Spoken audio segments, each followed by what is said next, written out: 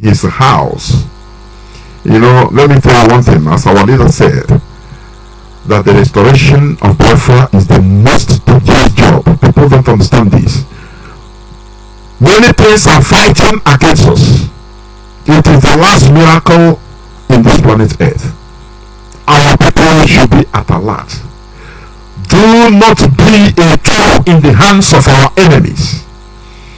Our leader is illegally abducted, but they are now understanding that what they are having is a hot potato. I am assuring you that.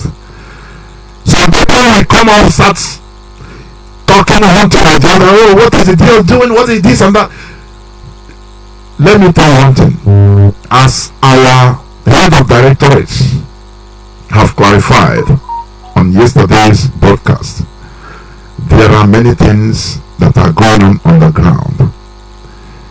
Many volume of water is passing under the bridge. I must assure you that.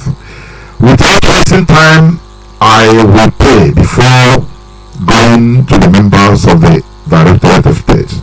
Let us pray. Our Father who art in heaven, the creator of the whole universe, the God of our ancestors, we have once again gathered here in order to deliberate, in order to speak, in order to enlighten, in order to make sure that freedom is preached, because this is the voice of freedom. This is where we worship thee, this hallowed platform which the darkness called the nigger area wants to stomp out, but it's never possible, because there is no way that darkness will triumph over light. It's impossible. We thank you for this hallowed platform. We thank thee, O Lord, for bringing this divine gift in the name of Mazi Kanu in our life in this generation, in order to bring the awareness, in order to make sure that our eyes are open, in order to make sure that we are liberated from the bondage of darkness, artificial contraption, the quagmire called Nigeria. Behold his incarceration, illegal abduction, but I strongly believe, and we know that this is part of the process, because this is part of the process of the restoration of the sovereign state of Biafra. Therefore, we commit our leader into your care, even the whole principal officers. There are many people that are trying one way or the other to make sure that to deviate us from what we are doing, but it's not going to happen. Destroy them that wants us destroyed, kill them that wants us killed, that at the end that contraption called Nigeria will be destroyed, and through the ashes of the destroyed Nigeria will rise up the different nations that are chained in that quagmire. Thank you, Chukwuka Abiyama, for in your name we have prayed. He said, once again, I welcome each and every one of you to today's edition of Radio Biafra House of Service. This is a special edition, I tell you. Today is the 10th day of July in the year of our Lord 2021. Therefore, without wasting much time, I am going to introduce the members of Directorate of State here with me in this studio. Starting with Mazi, please. Mazi, over to you, please. Mazi Machi, I think you over to you. Good morning. Good afternoon, good evening, fellow Biafrans. Lovers of freedom. Depending on your time zone, I greet you all. My name is Mazi Uchechukwu Nachi. I hail from to our people's hearts for this land. And by the special grace of God, I sign up and I sign this with another family as your South American representative and a member of DOS. Thank you. Thank you, Wachineke. Mazi, over to you.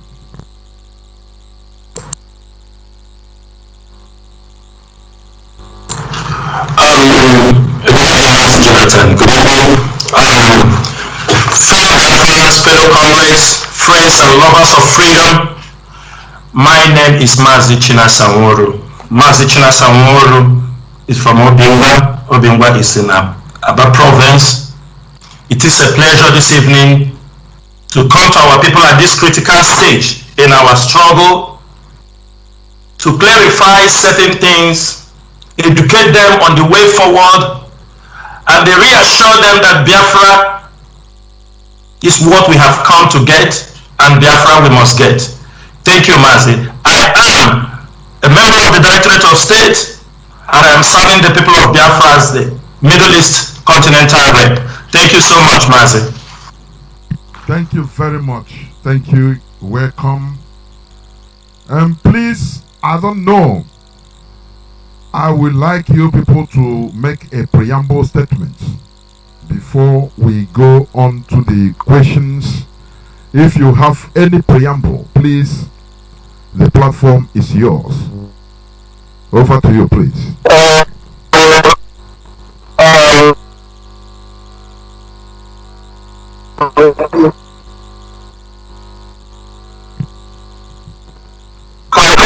Yes, go on. Okay, go on. Thank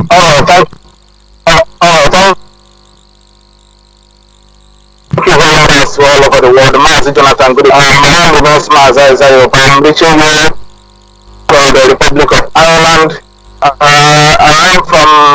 I was in BC in our province, and I'm a member of the Directorate and a Deputy European Rep. I want to greet every one of you that are listening to us this evening, and want to welcome to you on this evening edition. Thank you very much. Let me give microphone back to you. Thank you. Thank you. I'm very sorry if I forgot that you're here. I don't know whether there is any other person among. No, we are three. Okay, good.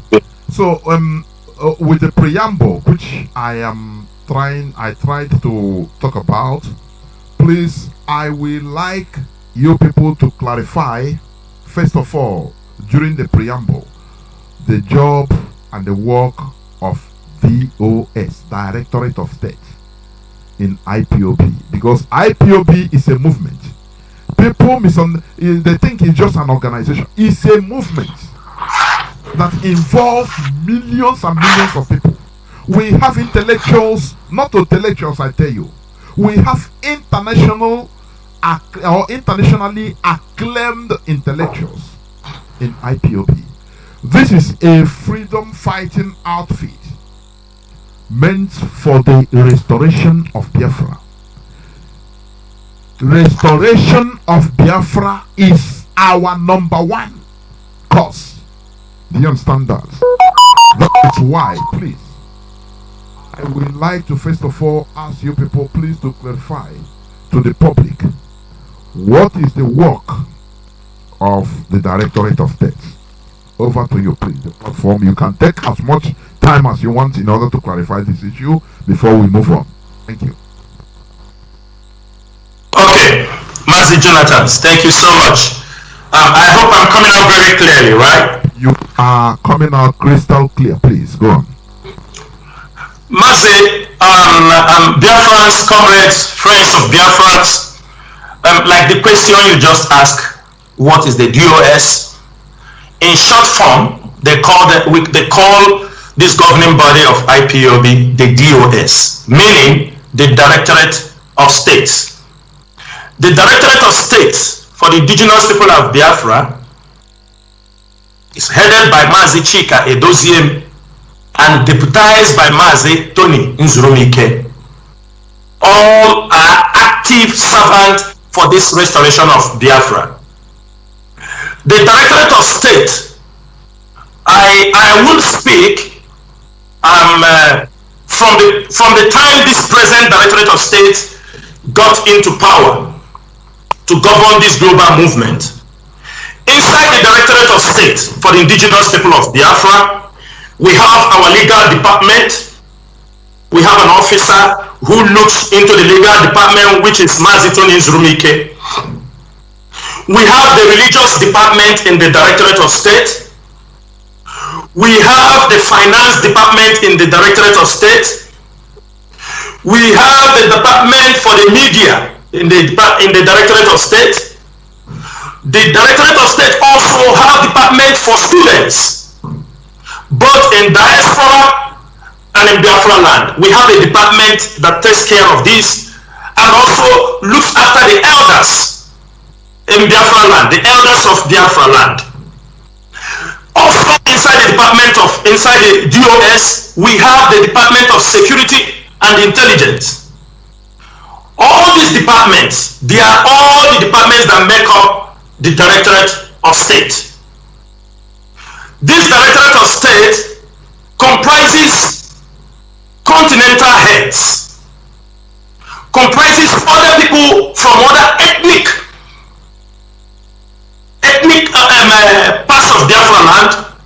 We have people from Biafra, we have people from Ipob, we have people from all parts of Biafra land, we have people from Akwa Ibom, we have someone from Akwa Ibom, and we have other observers inside the DOS. There might not be a continental head, there might not be a regional representative, but they are observers and they do participate in all the meetings the Directorate of State do hold from time to time. In that case, I will tell you this is what the DOS is all about. And the DOS, Mazi Kanu, the leader of indigenous people of Biafra, is part of the Directorate of State. He is the head, he is the leader of the indigenous people of Biafra, and he belongs also to the Directorate of State. The Directorate of State handles the administrative work for this global movement. The Directorate of State handles everything that concerns the day-to-day affairs of the indigenous people of Biafra globally. I am making all these clarifications because most of our people sometimes they are ignorant, and we cannot spend all our time educating people on a daily basis, mature people who knows where we are in this struggle. We are at the point, a very crucial point in our struggle, but most of our people tend to come out and start those who are piloting this movement. That's number one. I will tell you, this Directorate of State, it is unfortunate on the other side, that they are not very loud people, like the previous Directorate of State. They are not loud people. They believe in what they are doing, they believe in their work. That is why you see there is no side of this department that is slacking on day-to-day activities in Biafra land, both in diaspora. In as much we are the largest educating people around the world. On a very easy to control people, but this Directorate of State is doing a very fantastic job. Let me come from 17th April 2017 when our leader appointed this Directorate of State, headed by Mazi Chike. Because we don't come to blow our own trumpets. We don't come to talk what we know. In as much as we have to tell our people, we restrict something we say because of our enemies. Right now, when this Directorate of State took over, there were families in many countries. They were not recognized. They were not organized. Before 17th April, in the early stage of this struggle, they were not fully equipped. But as soon as this Directorate of State steps in, the IPOB family grew double, it tripled. We grew from like 60-something families around the world to over 120 or 30 countries presently. This is the work of this Directorate of State. This Directorate of State opened IPOB family where people thought it was impossible to open. This Directorate of State opened IPOB family in Saudi Arabia, We opened IPOB family in Lebanon. These are very strategic places that you dare not. We have IPOB family in Jordan. We have IPOB family in Cyprus, in Northern Cyprus, in Turkey, in Oman, in Qatar, in Bahrain. This is the work. And the same thing is happening in the Middle East. If you go to Asia, you will find that the IPOB family is growing in a very fast pace. In Europe, almost all the countries in Europe, they have IPOB families. You go to America, they are growing. It is under this Directorate of State all these achievements were made. Under this Directorate of State, IPOB, the decisions of this Directorate of State make it possible for our people to decide to defend themselves against the Fulani herdsmen. It is under this IPOB that Eastern Security was born to defend our people from the marauding Fulani killers. So it do sometimes surprise us that some enemies of Biafra who might hide within us or beside what we are doing will always, for example, when our leader was adopted in Kenya, our people ignorantly coming talking rubbish, talking, and the enemies capitalizing it, talking about the DOS. Without the DOS, everything will go wrong in Biafra land. If you people don't know, for those who don't know, but we understand it was the enemy trying to put a confusion in the midst of the Directorate of State. This Directorate of State, all the people killed in 2015, 2016, the former Directorate of State did not bury anybody. They abandoned the dead bodies of our brothers in the mortuary, and when this Directorate of State took over, the first thing we did was to make sure all our brothers that were in mortuary were buried. They got a befitting burial. Under this Directorate of State, we have secured bail for hundreds and thousands of Biafrans who has been adopted in one way, detained. When somebody is being arrested, who do you think that is doing it? It is the Directorate of State. It is all the people in the Directorate of State are doing this job.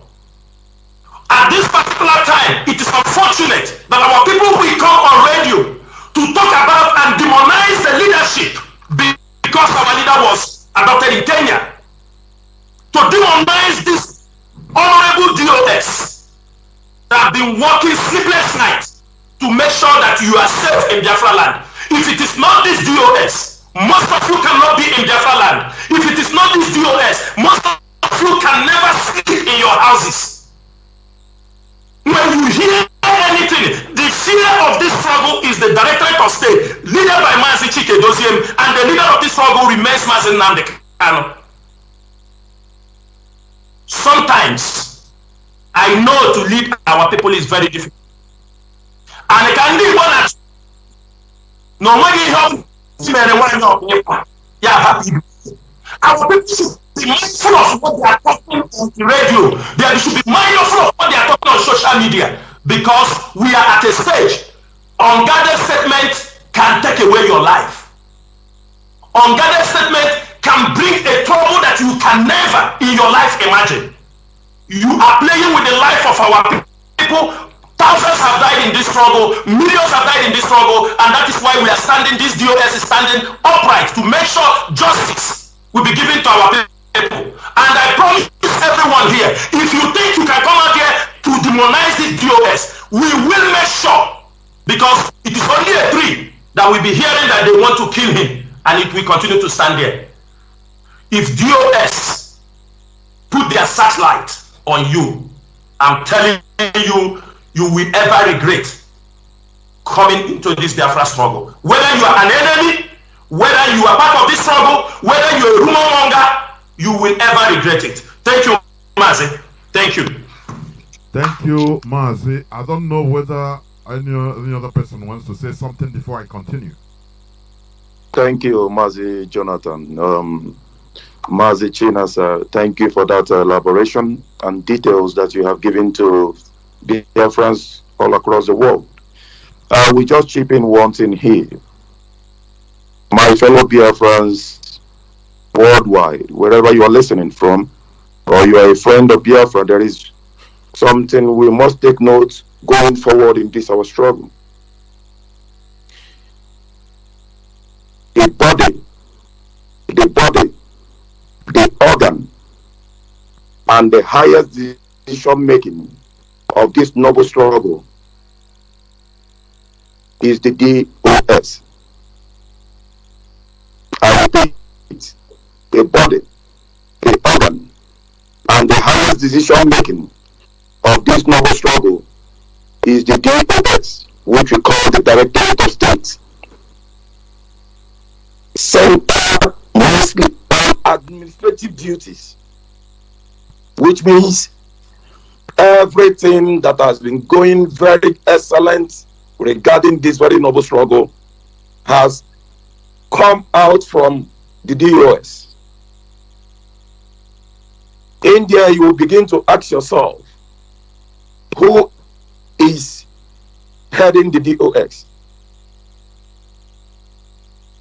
Our head of directorate is Mazi Chika Edoziem,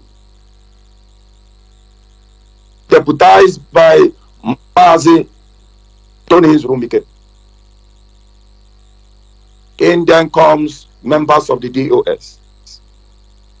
The leader of this noble struggle, which we call IPOB, in conjunction with the DOS, is our leader, remain our leader. Undisputable. Mazi Onyendu Mazi Nnamdi Kanu. No iota of dispute on that. However, it is very important that our people take note that which our leader Onyendu Mazi Nnamdi Kanu has built for years, together with this same DOS, the enemies haven't watched around, realized that the only body they need to target now is the DOS. That is why we must be wary. We must be careful of misinformation and disinformation. Whoever that is trying to condemn this same DOS that has always gotten things right for the past years, be wary of that person. That person might likely, directly and or indirectly, be an enemy of this very struggle. Why are we elaborating on this? We are elaborating more on this so that we Biafrans will not be carried away, and we understand where the arrow is pointing out from. There are reports from the enemies of Biafra outside from this struggle to paint this very noble struggle and the DOS black and blue, and we must be very careful.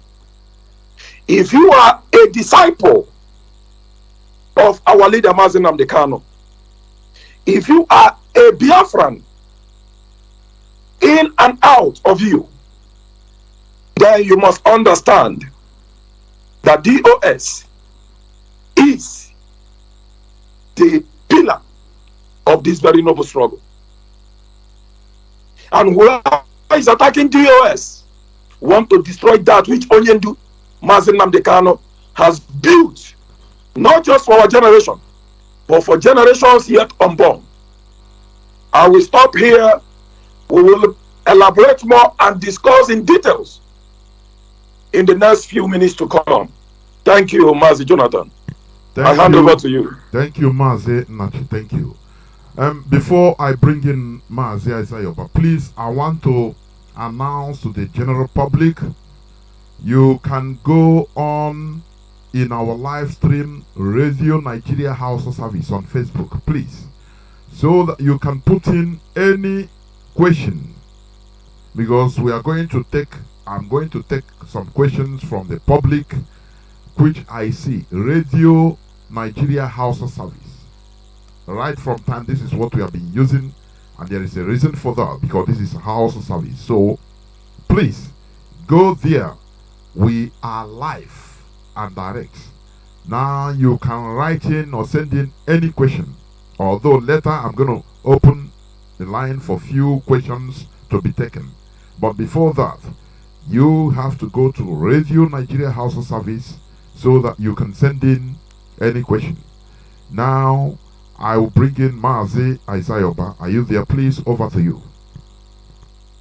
Yes, Mazi, thank you very much, and thank you to all my colleagues that have previously spoken before me, and they have said it all. They have said it all, and I want to once again greet Biafrans worldwide and our listeners. Of course, DOS, as my colleague have said before, DOS is a governing body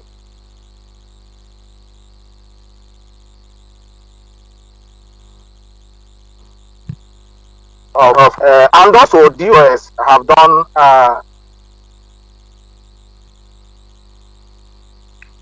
of course this DOS was created by Onyendu, and of course to help him to this burden of Biafra restoration. And some of us who have been long in this IPOB will remember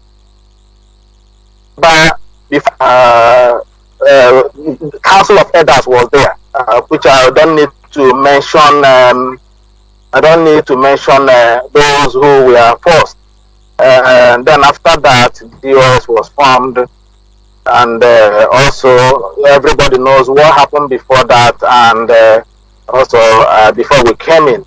DOS have done tremendously well, in as much as we know that Mazi Chike is the head of directorate, and also this DOS, the continent that makes up DOS, we all know, and through also this DOS, Continental Rock disseminates information to the national coordinators, and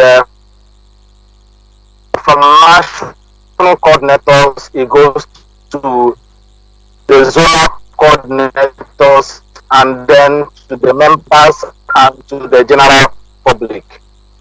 And also give some information to the zonal coordinators, from zonal coordinator to the national coordinators. From the national coordinators it goes to the continental reps. From the continental reps, the matter will be brought to the head of directorate for deliberation among the DOS members. And also this DOS provides advice and also suggestion and information to our leader to function very well. In as much as our leader have also means of getting some information and advice from general public.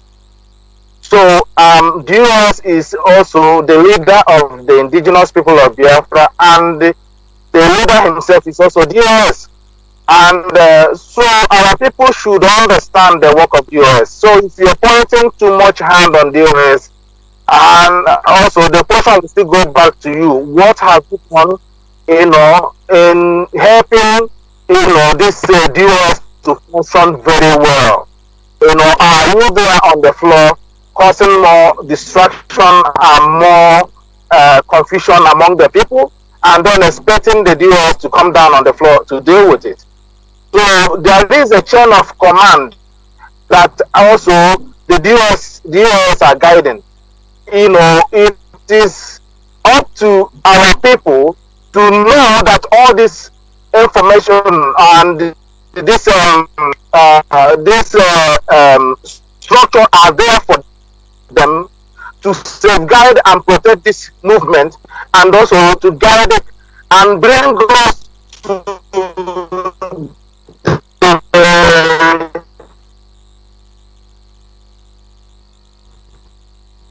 Mazi Aizayoba, we are losing your voice.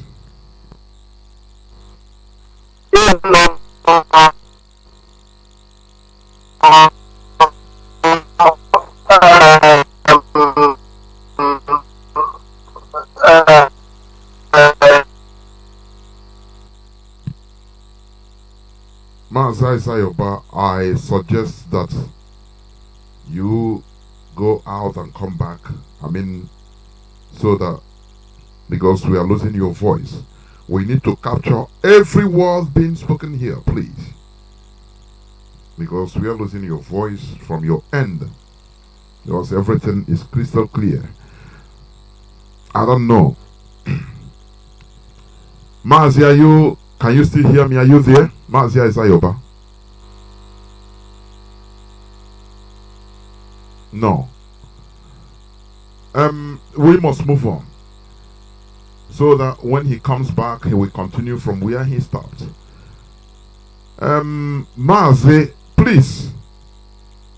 There is something I want you people also to reiterate on. Although the head of directorate yesterday talked about it, he hinted on it, but I want you to also reiterate about it, on it. What is DOS doing, or what has DOS been doing concerning this unlawful rendition committed by Nigeria, and even in collaboration with Kenya, against the leader of the indigenous people of Biafra, a leader of hundreds, I mean tens, if not hundreds of millions of people? Because let me tell you, our leader is not only leading IPOB, many people are obeying him, many non-Biafrans. I will assure you that, even including foreigners. So, please, what is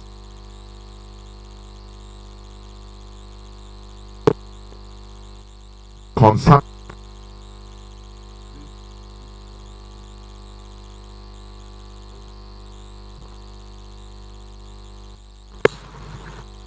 Mazi, who?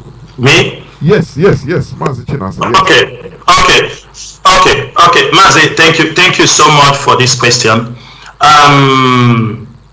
You know, the adoption of our leader in Kenya came as a rude shock to most of us in the Directorate of States, and some of us who can say do communicate on a regular basis on how we move this struggle forward with every other person, from the HOD to the finance, everybody.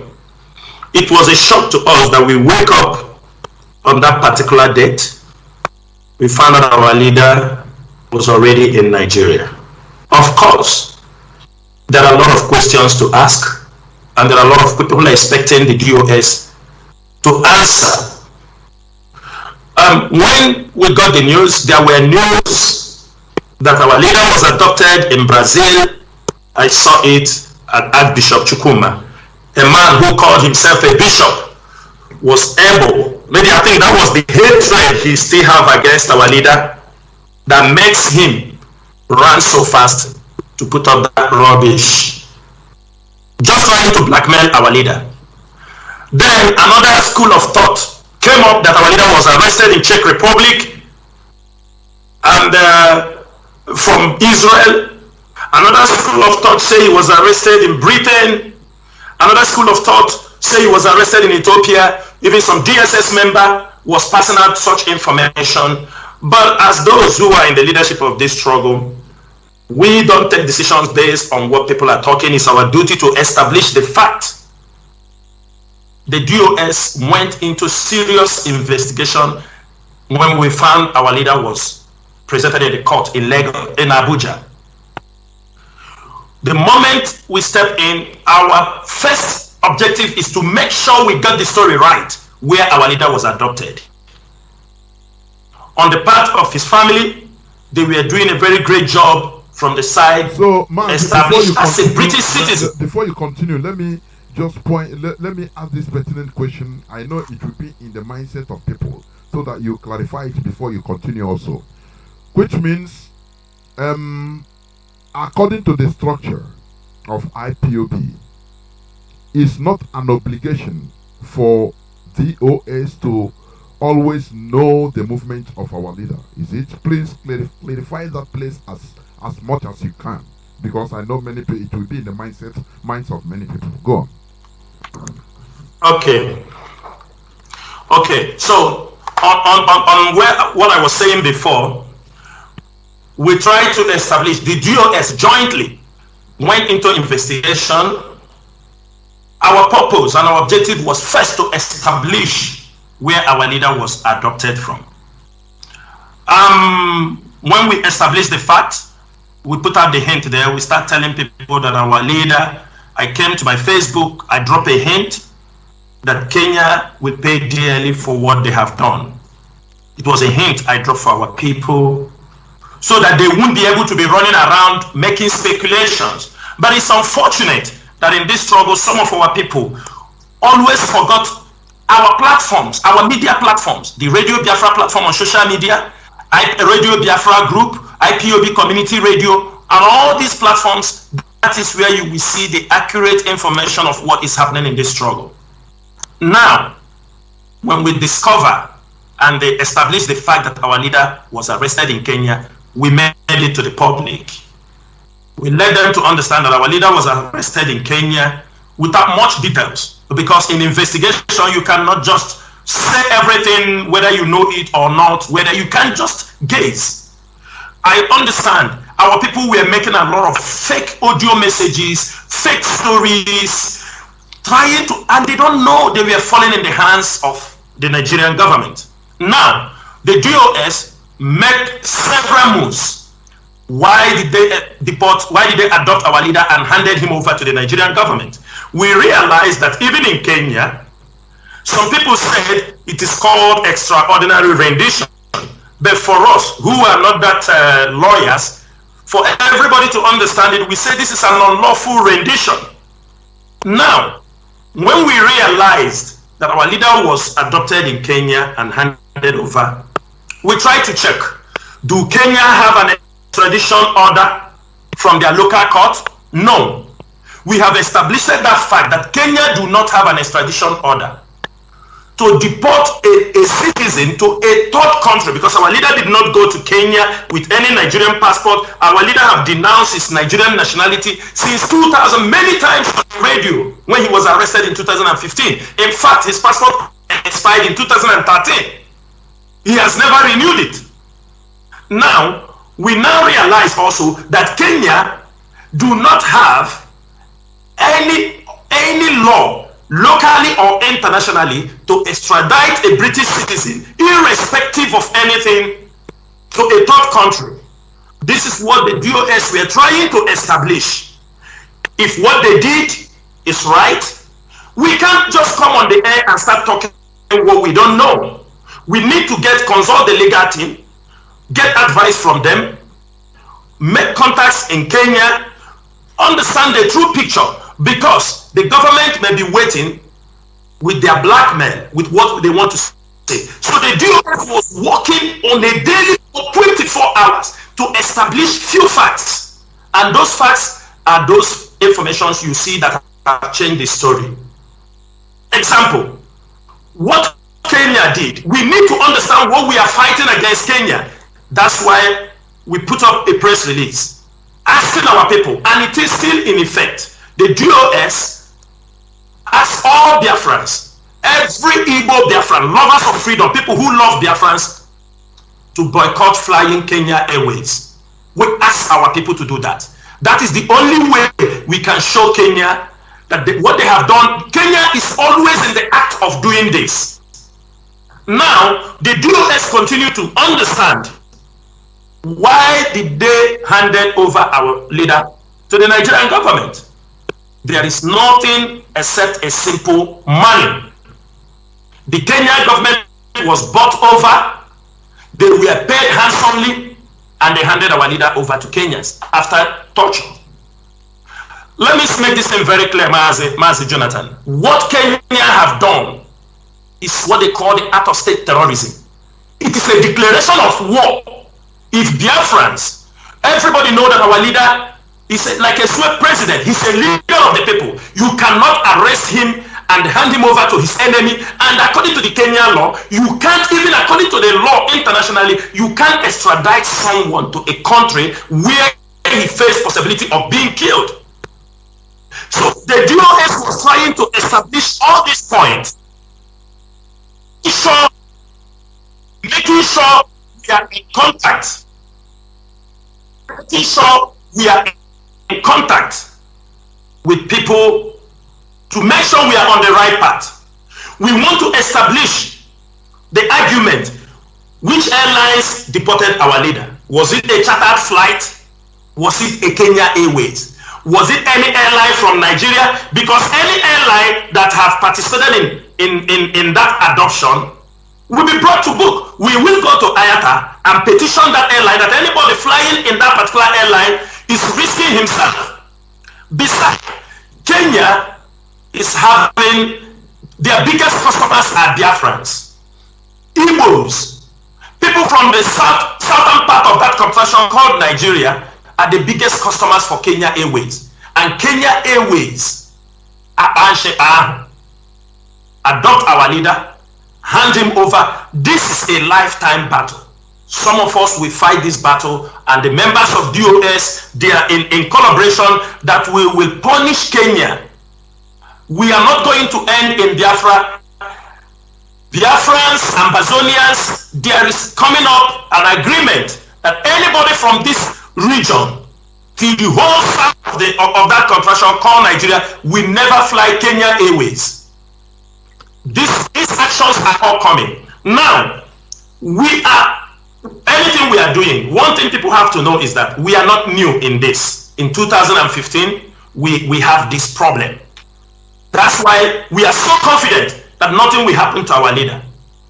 In 2015, they did these things. But we thank God that the legal teams are capable. It is the same Barrister Ifeanyi Ejiofor, Barrister Loy. They are there, they are capable hands. And what we are seeing, there is a mobilization of Igbo Biafrans, lawyers, lovers of what we are doing, both from the middle belt, from the Oduduwa side, all of them. We make sure that enough people who believe in freedom, who believe that Mazi NNAMDI'S Kanu did nothing. He only talked about freedom for his people. Intimidating Biafrans in holding Mazi NNAMDI'S Kanu is not going to. We have come to the realization that without justice, there will be no peace in that contraction. It is better that Nigeria put this in their head, and every member of the DOS is aware of this. We all come to realization that without justice, there will be no peace. If nothing, and our leader, nothing will happen to him. Only what Kenya have done, by the time we are done with Kenya, they will understand that Mazi NNAMDI'S Kanu is not Chinedu, that they seized his property and deported him from Kenya. There are many Biafrans who are suffering humiliation in the hands of Kenyans. They catch our people, most of them who have businesses, blackmail them and deport them. We know Kenya, and it's also a warning to Biafrans. If you are going to Kenya, be very, very careful. Kenya has nothing than tourism, and they use their women and they use their people. They can blackmail you anytime and make sure they send you out. They believe in so much of this kind of business. You hear what they did to Gulam. You hear what they did to one Emirati prince. It is a criminal country. So the DOS is doing a lot of things. Already, we have our foots inside Kenya. Every information we need in Kenya, the DOS will get it. And those information, most informations will not be made public because we are going to ICC. In that place, legally, the lawyers are taking care. On ground, IPOB is in charge. Then, in every other thing we are doing, everything, the DOS is making sure that the family is speaking in one voice. The family is strong. The family are not divided. Everything we are doing must be in one voice, because we have passed this road before, and we are going to come out in this second one victoriously. Mazi, thank you so much. Thank you, thank you, thank you. Mazi Isaiah. Mazi Jonathan. Before. Thank you for that pertinent question. Mazi Chinasa, thank you for that okay, Mazi, details which you have given. I will highlight few details in what you just said. Fellow Biafrans, let's ask a pertinent question here. Who unraveled, just like Mazi Jonathan asked, what has DOS been doing ever since the abduction of our leader. Let us take note of what occurred. Immediately the announcement was publicly announced by the Jihad Nigerian state.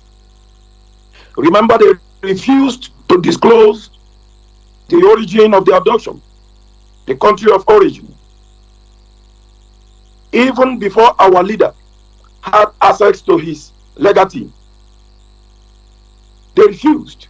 Neither did Kenya come out. Fellow Biafrans, who did that very job? The M branch, our DOS, the same DOS.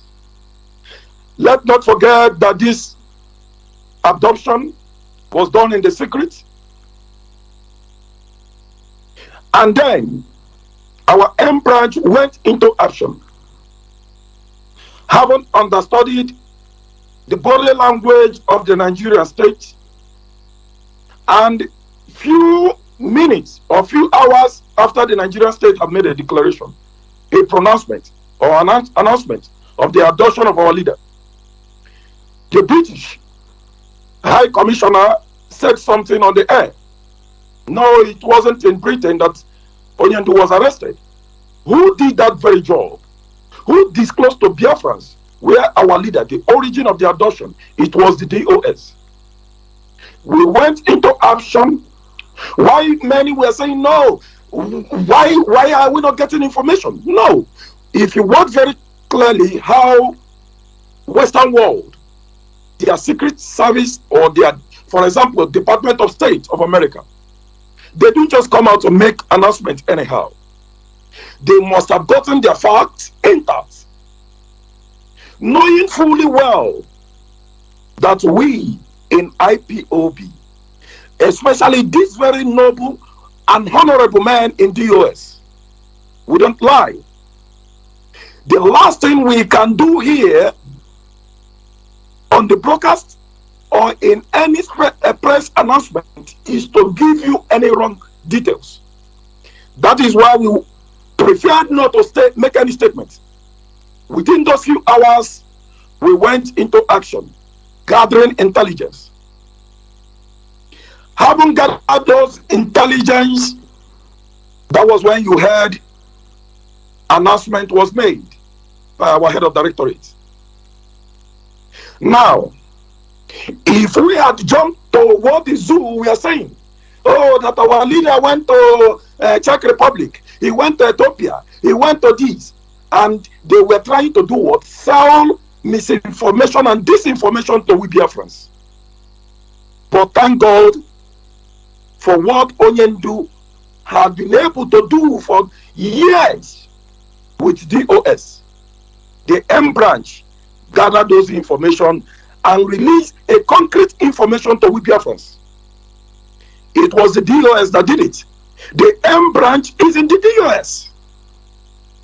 Now, what have we been doing? Look at the great work our legal team has been doing.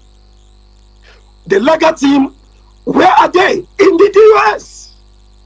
No decision comes without it coming from the DOS. Look at the marvelous work they have been able to do.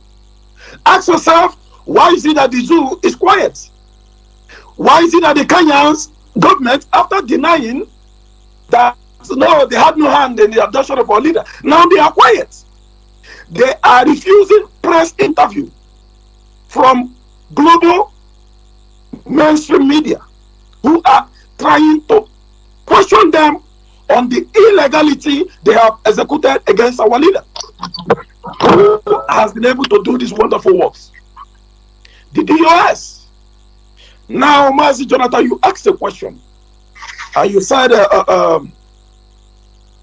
must we in DOS know everything about the whereabouts of our leader? No, I mean the movement. Now, Biafrans, I will take us back to what our leader have always said. He said, and he has always said it, in this noble struggle of Biafra restoration, Biafrans know one. Then, when we still had a deputy leader, he said the deputy knew too. But him, our leader, Mazi Nnamdi Kanu, knew everything. Biafrans, that is a word.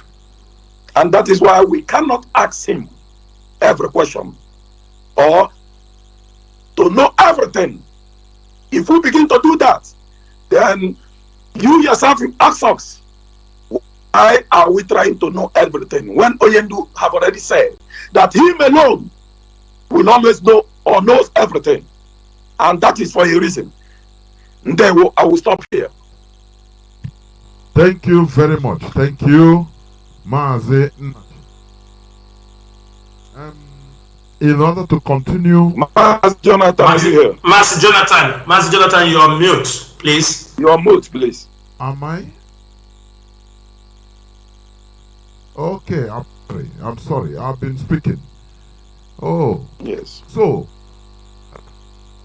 thank you very much for those clarifications. Now, moving on, which means, for clarity's sake, there are issues, it's not obligatory that our leaders' movements will be known by all daily movements. That is clarified now. Now, I want to ask this. How is our leader being treated now in the hands of VSS? Because you will see people are worried, because you see people rise up and start talking one thing or the other. I mean, this and that. How? And people forgetting that our leader is a leader of millions and millions of people. It's just like handling an egg. So, I want you people to please tell the public, how is our leader being treated now in the hands of DSS, and what is his current health issues? I mean, his current health situation. Please, Mazi Chinas, over to you. Thank you, Mazi Jonathan. Thank you for this question. And like one of our brothers said here, Mazi Nachi, he said, we don't lie. We have nothing, because Nigeria have 1,000 issues. We can fight them.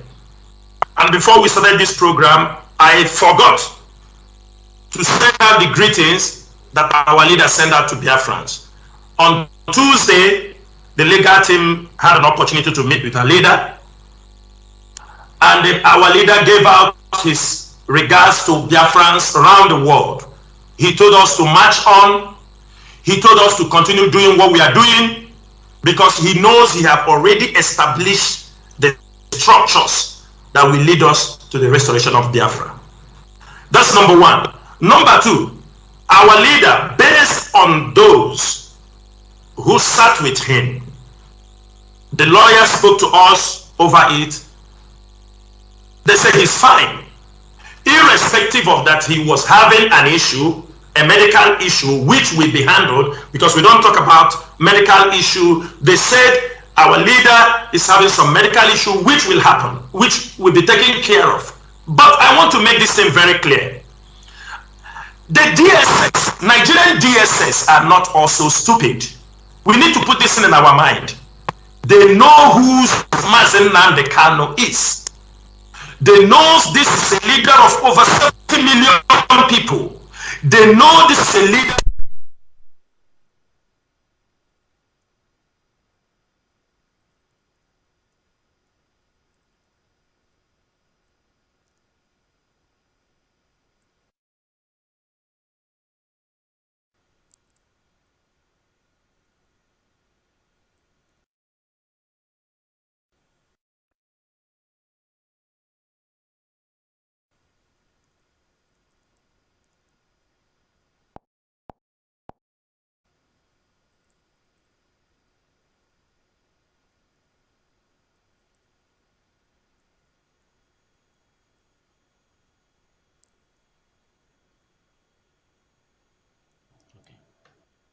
I have no doubt about it. They will do job. Collectively do justice to whatever.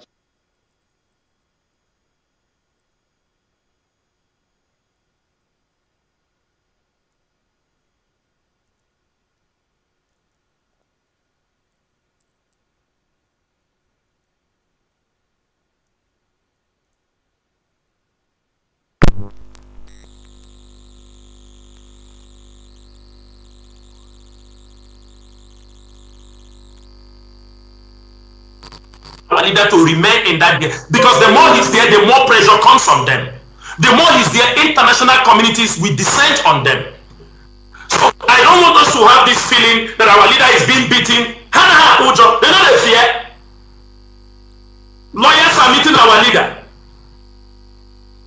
And we don't want to hear such reports. That somebody is touching our leader, even verbal abuse. We will not going to take it. But so far, there is nobody touching our leader in the hands of the Nigerian government. This is what the lawyer has said to us. But in case tomorrow, anybody dare to touch our leader, whether he did it, our leader come out, whether he did it by mistake, our leader come out, the person will pay dearly. We don't forgive. This generation of Biafrans don't forgive. We don't forgive. Nigeria have done a lot to us that Nigeria cannot do anything for us now. We forgive them. Talk less of touching Mazi and Kanu. What will befall them will better be left for an imagination. Thank you, Mazi. Thank you.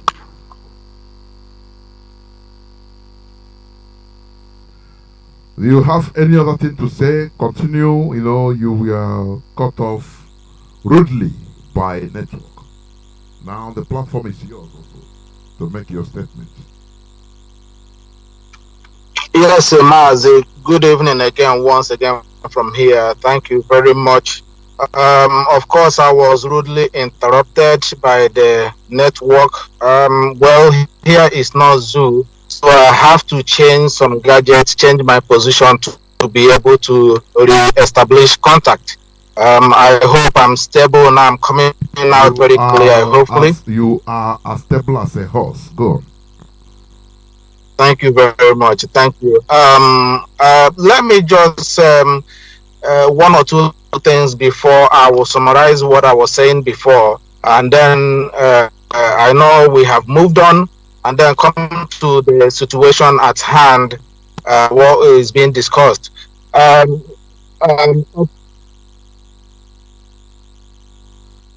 Of course, we all know DOS have been, working seriously hard, as I've said before. DOS should be respected, regardless how you see it. Like our leader have said in the past, this is the very first time our people have gotten a leader, and they have to come under one single umbrella and believe in one person. It's only this time, and it is done under the leadership of Mazi Kanu, under the umbrella of IPOB.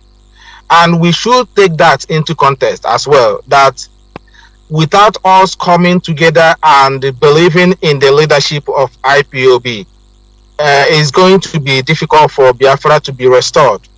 Why am I saying this? We should learn from other people. You see how, like you all say, you see how the Fulanis are defending their terrorist brothers. They don't care who is their leader. Even it get to the point that President Buhari died, and they are using face mask to control almost 240 million people without anybody giving a hoot, without anybody sabotaging it. So we should understand that this IPOB, no matter how you see it, no matter how impediment or whoever you are having problem with, learn how to support your. Don't think that DOS are keeping quiet. These DOS under the leadership of Mazi Chikedozie have done a lot, as my colleagues have said here. There are a lot of things you people can bear witness. A lot of things have changed. A lot of things have been achieved under this DOS. And some of you who think that DOS have not come out in the last few days just to give some information or give some analysis of what have taken place. There is a limit of what we can do sometimes, not to give a gun to the enemy to shoot us. Our people, you need to understand this. Very, very important. Very, very important. When you are watching your leaders, just to read their minds as well.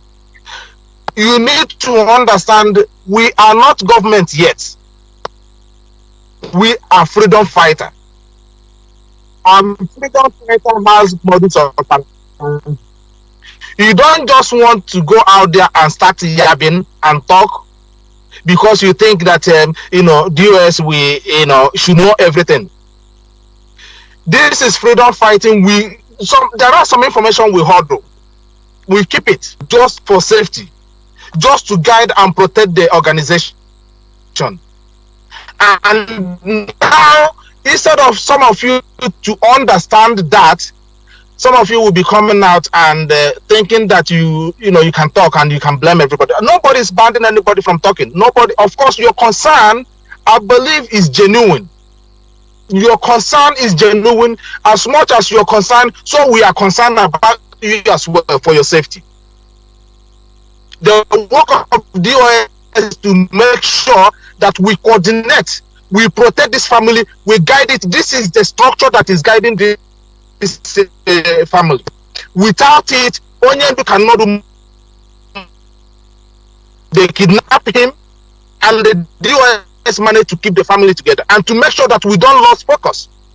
That is the work of DOS. And the chain of command in DOS should be also respected, from the zonal coordinator even to the national, to the continental rep, and also to the head of directorate. It's very, very important that we understand all these structures in place and to adhere to the instruction that are coming from them. If you go out there on your own to do something, you cause more confusion and more pain even to the family, because some of you act sometimes like we don't. We all care. We all care for you back home. Like I always said, some of us here in overseas, if you look at it, or in diaspora, life are not the best here, but you enjoy the basic amenities. But upon that, our people back home are number one concern to us. All we are saying here is what we want to bring back home. And this is why we have to guide this family jealously. Don't be a saboteur, don't be a willing tool from the hands of the enemy to use against this IPOB.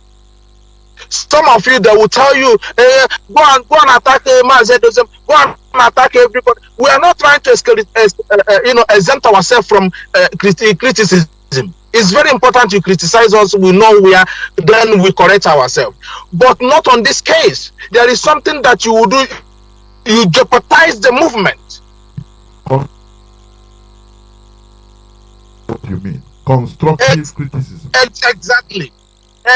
Exactly. Constructive criticism. So it's very, very important. So we understand this. That this is freedom fighting. Not everything you will hear, not everything you will expose. Because the enemies are there waiting for you to lose guard a step, and then they will take advantage of it. It's very, very important. Now, Onyendu, what happened in Kenya? The kidnapping. This is my first time I have seen in my whole entire life somebody traveling to another country, and he was kidnapped by another country and sent back to a different country that he did not have the passport of. It's only in Africa. It's only in Africa. It never happened anywhere in Europe. Now one should ask, why, since all this while? Yes. Can you hear me, please? Just a break there. Yes. Our enemies can go at any length. Remember what happened during the genocidal war against Biafra. Two superpowers that we are fighting Cold War, capitalism and the communism. They had to break themselves, unify in order to fight against Biafra. It is unheard of anywhere. So, they can break the rule in order to make sure that they deal with Biafrans. That is what our people should understand. Not talking like exactly. Go on, Mazi. Exactly. Now, but this thing, as you have said, but does our people understand this? And this is why we are here today, trying to explain all these situations to our people, not to cover anything, not to isolate ourselves or make ourselves look, because some people might be thinking now these people come here just to cover themselves over. We are telling you the implications and what the situation we are in. This is freedom fighting. We are not a nation yet. We may call ourselves a nation, but we are not. We haven't come to that point yet. We are at the stage of freedom fighting, at the stage of war, and the protection of information is key. Adhering to instructions and directives is key. Discipline is key. If we don't possess all these three stuff, we can't go anywhere. And our people, you need to understand that when something like this is happening, listen, calm down first of all, listen where the enemies are firing from, understand the direction they are going, and then observe for yourself and know which direction you have to tackle them. It's very, very important. So you don't come out and start yapping or start growing cold. Yes, we've been under attack. Of course, we've been under attack. That one is for sure. Now, what we have to know is, how did this thing happen? Where did the enemy come from? How did they get in? This should be our primary concern, and then we tighten the air, not going, growing cold like it has been the end of the world. Thank God Onyendu is within our reach, and they can't do him anything. They can't do him anything. So we should remain strong and remain loyal to the movement. Remain disciplined and listen to directives that will come. These people have prepared. Some of you have forgotten that our leader some time ago told us about the war purchase of the Mass Jonathan. You can exactly how much they have as their war chest. Over 30 billion. 30 billion they stolen from Africa, from Biafra land. $30 billion. Over $30 billion. Over $30 billion. And it's not that we cannot, have such money in IPOB possession, but our people refuse to see the threat that is facing us as a race and as a generation. Our people forgot. Our people just, for some reason, they are not seeing this. For Fulani to take this step and get to where they are today in Nigeria, let me tell you something. I'm going to explain something to you guys. Now, for you to understand, it took Fulanis nearly 200 years to get to this point, to where they are now. Nearly 200 consistency plan. And we were all sleeping, doing business, thinking that we are in Nigeria with them. These people came with a plan, and today they have seized power. They have taken over Nigerian government. Okay? They have taken over Nigerian government, and in the process taking over Nigerian government, one of the richest country in Africa, whether you like it or not, even though that they are borrowing money, they know what they're doing. And they are using this now, the money and the resources they are in charge, including the power. They have now begin to expand their agenda and the terrorism across Nigeria as well, even as well as in Nigeria. They are engaging the indigenous people in Nigeria, and they, due to their power, they are in control of resources. They are extending to the extent they use their power, they use the resources they took over from Nigeria to even execute such a kidnapping in another country. Do you see the importance of power? Do you see why they are so much concentrated in that power, that our people are aiding and abetting them, begging them to be subject to them, to have a governorship position, to have a rep position, to have the other one. You're not talking about defending your own race. You're not talking about building your own race. You are only talking about Fulanis giving you position for you to sell your people against them. It is very, very terrible. Our people need to understand the time we are in and know how to support your own, know how to be consistency, know how to remain strong. I know this is the very first time some of us have experienced freedom fighting like this level. We are all learning, but don't become an instrument. Don't let the enemy use you to cause more damage in this movement. Biafra is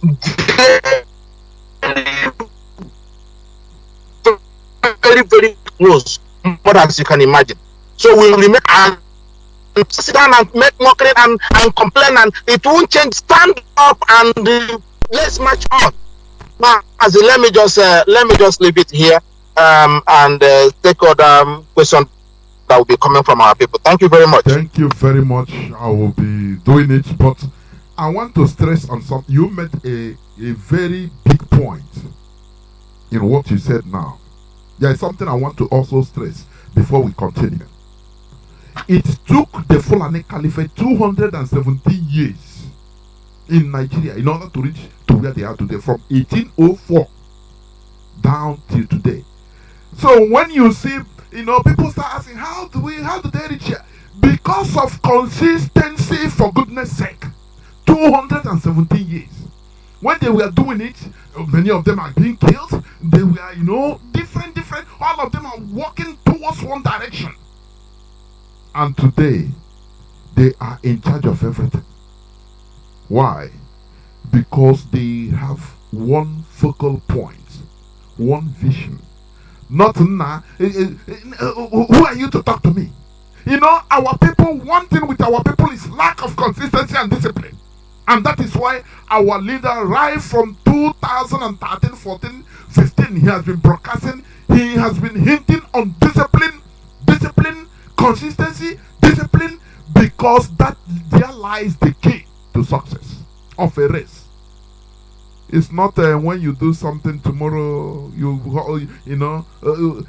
freedom fighting, little after you want to see the result. Now, without the result, I beg, make I go back to my buying and selling. This is what is holding us back. I'm going to elaborate. This is a very valid point. I'm going to elaborate it in my other broadcast, either tomorrow or next, because this is where lies the strength of the Fulani Caliphate. Consistency and discipline. They are disciplined to their cause. If there are any person that is that they will tell other people, another generation, do not forget the vision of our late great-grandfather, Ottoman Danfodio. That is where they focus. Our own is you come, who are you to command me? This thing self, is it how Biafra will come? This and that. Always. Let me confirm my own. They start splitting themselves all over the place. They start splitting themselves. They want to be. I just don't understand. Mazi Jonathan, do you know he get to the, like I said, to the point that had he been that is an Igbo president that died in office, you will see an Igbo man who volunteer himself, bring the evidence where this man died and where they buried him, and present it to the world. Direct. Do you see how these people covered it since 2017 up until today? Nearly 5 good years. Fulanis are using Buhari's face mark ruling Nigerians, and they take it now. They take it now to international level. To the extent information we are getting, I don't know how true is that, but if you look at it, definitely there must be element of truth in it. The president of Kenya, Uhuru Kenyatta, is a Fulani descendant. Can you believe that? And I start putting the dots together to believe that is why these people executed this in Kenya, where they have their brother in power there. And our people don't understand anything when we are telling them to actually learn how to support your own. Learn how to support your own. Stop bickering all over the place. Go to the drawing board. Let's find what happened and re-strategize and redirect our position, and then prepare ourselves for what. This thing they are saying, let's start. Are you going? Are you ready to sustain it when the things that come with war start with it? Are you going to sustain it? Or only 1 week fight, and then all of you will say, "Oh, this war, the Kanu started war, and we are all dying." Look at how long now IPOB Nnamdi Kanu take to build IPOB to get where we are now today. Almost the same process Fulani did 200 years ago. Look at when we started, and in this little time we had around us, we have achieved a lot. But at the same time, our people should remain strong and remember that we haven't get to our point. We haven't get to that target we are looking for, which is Biafra restoration. You have to be mentally strong, physically strong, and also spiritually strong. This is not the time you start pointing and blaming anybody. This thing happens. And Onyendu told us that no matter what happens, we should continue marching full steam ahead. We should continue. So instead of all of us sitting down and start, folding our hand, putting our hands in between our legs, so where did I get you to now?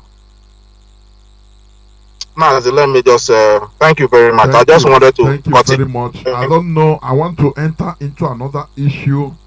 The question I want to ask, but I don't know whether any of you, Mazi Chinasa, or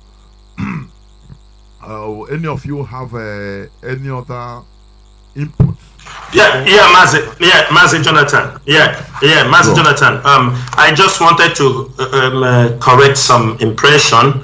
Mazi Oba have spoken very well. Uhuru Kenyatta is from the Kikuyu tribe. Are you understanding me? He doesn't have any link. It's all about money. He doesn't have any link to the Fulani. He is Kikuyu by tribe. And this Kikuyu, they are from the Bantu ethnic groups. You can find the Bantu down to Central Africa, back to Congo, to Cameroon. These are... Southern Nigerian, we are... Bantu. And, and it's really unfortunate that the Bantu, do you understanding me, that his name is really surprised that Uhuru, do you understanding me, from the Swahili language means freedom. It's a total opposite. Do you understand me? In the Swahili language, which if I'm wrong, people correct me, because that's a country I have been there a couple of times. Uhuru means freedom. So if a man whose name is freedom can participate in such a devilish, unlawful rendition against a man who is fighting for the freedom for his people, I think the whole game have changed against him and his generations, because he have done something people do not expect, that a man of that caliber, his father, seek refuge in our own place. And it's unfortunate this kind of thing happens. And also, I want to clarify more things on what Mazoba said over the Fulanis. The thing with the Fulanis, the ideology, the way the Fulanis reason, from anywhere you found them, from the Futajalon, the Fulani have the ideology that land belongs to God, that nobody owns the land. This is the ideology they are using towards anywhere you found them.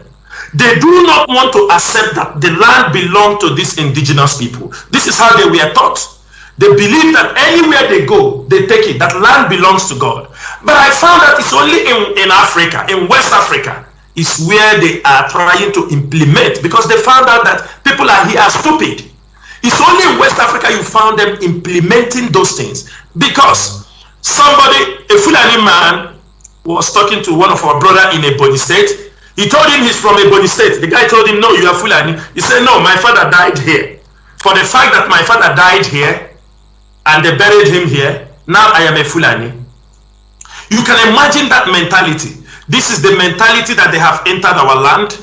This is the mentality they have used trying to conquer some of those our Iflef leaders. They have given them chance, and now we are the people suffering it. But one thing is this that people are supposed to know: as long as this generation of Biafrans exists, we have been taught, we have been educated, we have learned lessons, we have carefully studied for over 8 years. Radio Biafra started in 2009. Some of us joined as early as 2012, 13.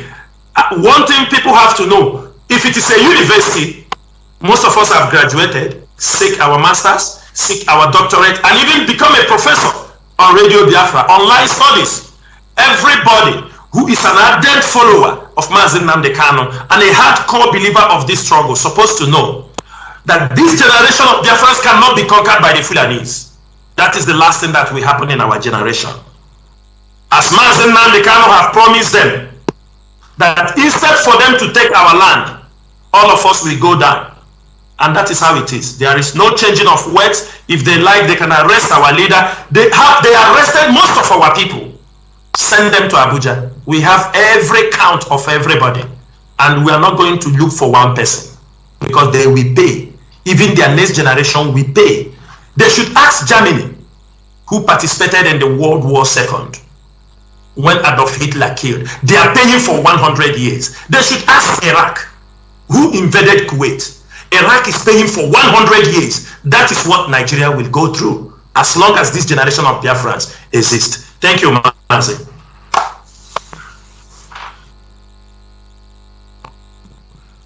Yes, Mazi Jonathan.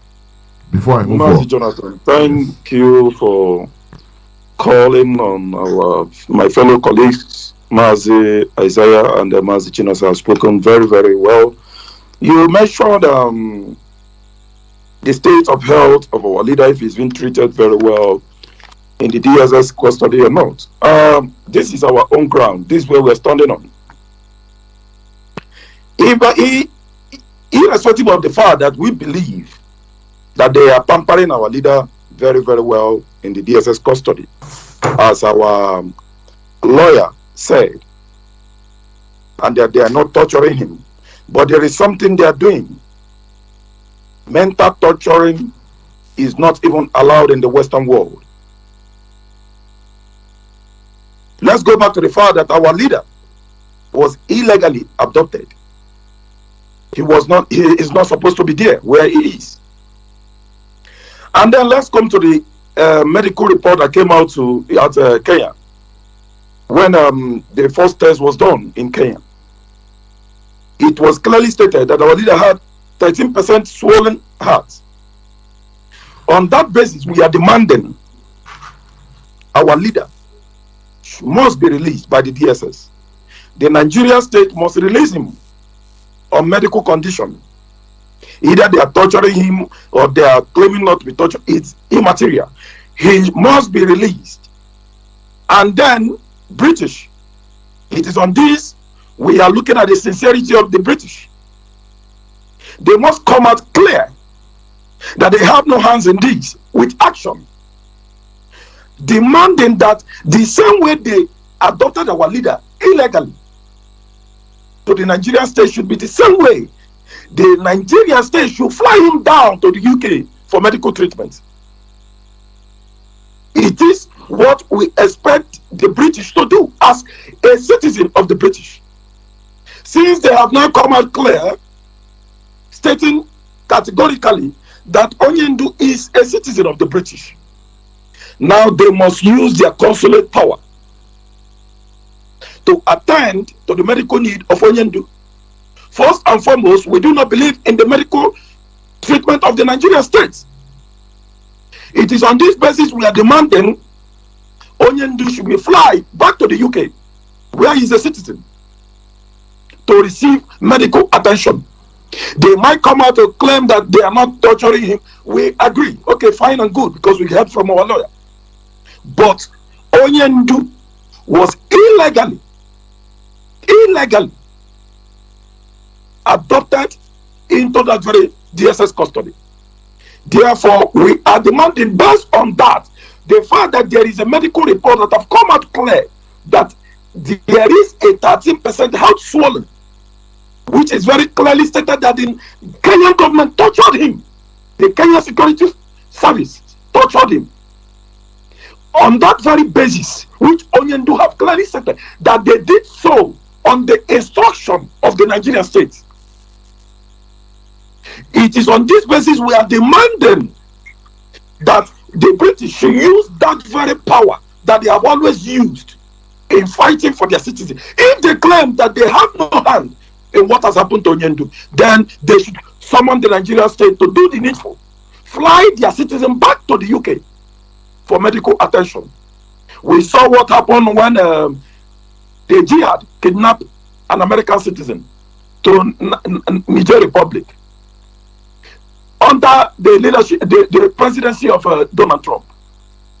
The Department of State of the United States of America flew their military down there, kill the jihad foot soldiers, and pick up their citizens. Then we are asking the British government, you are communicating with the Nigerian state, do the needful.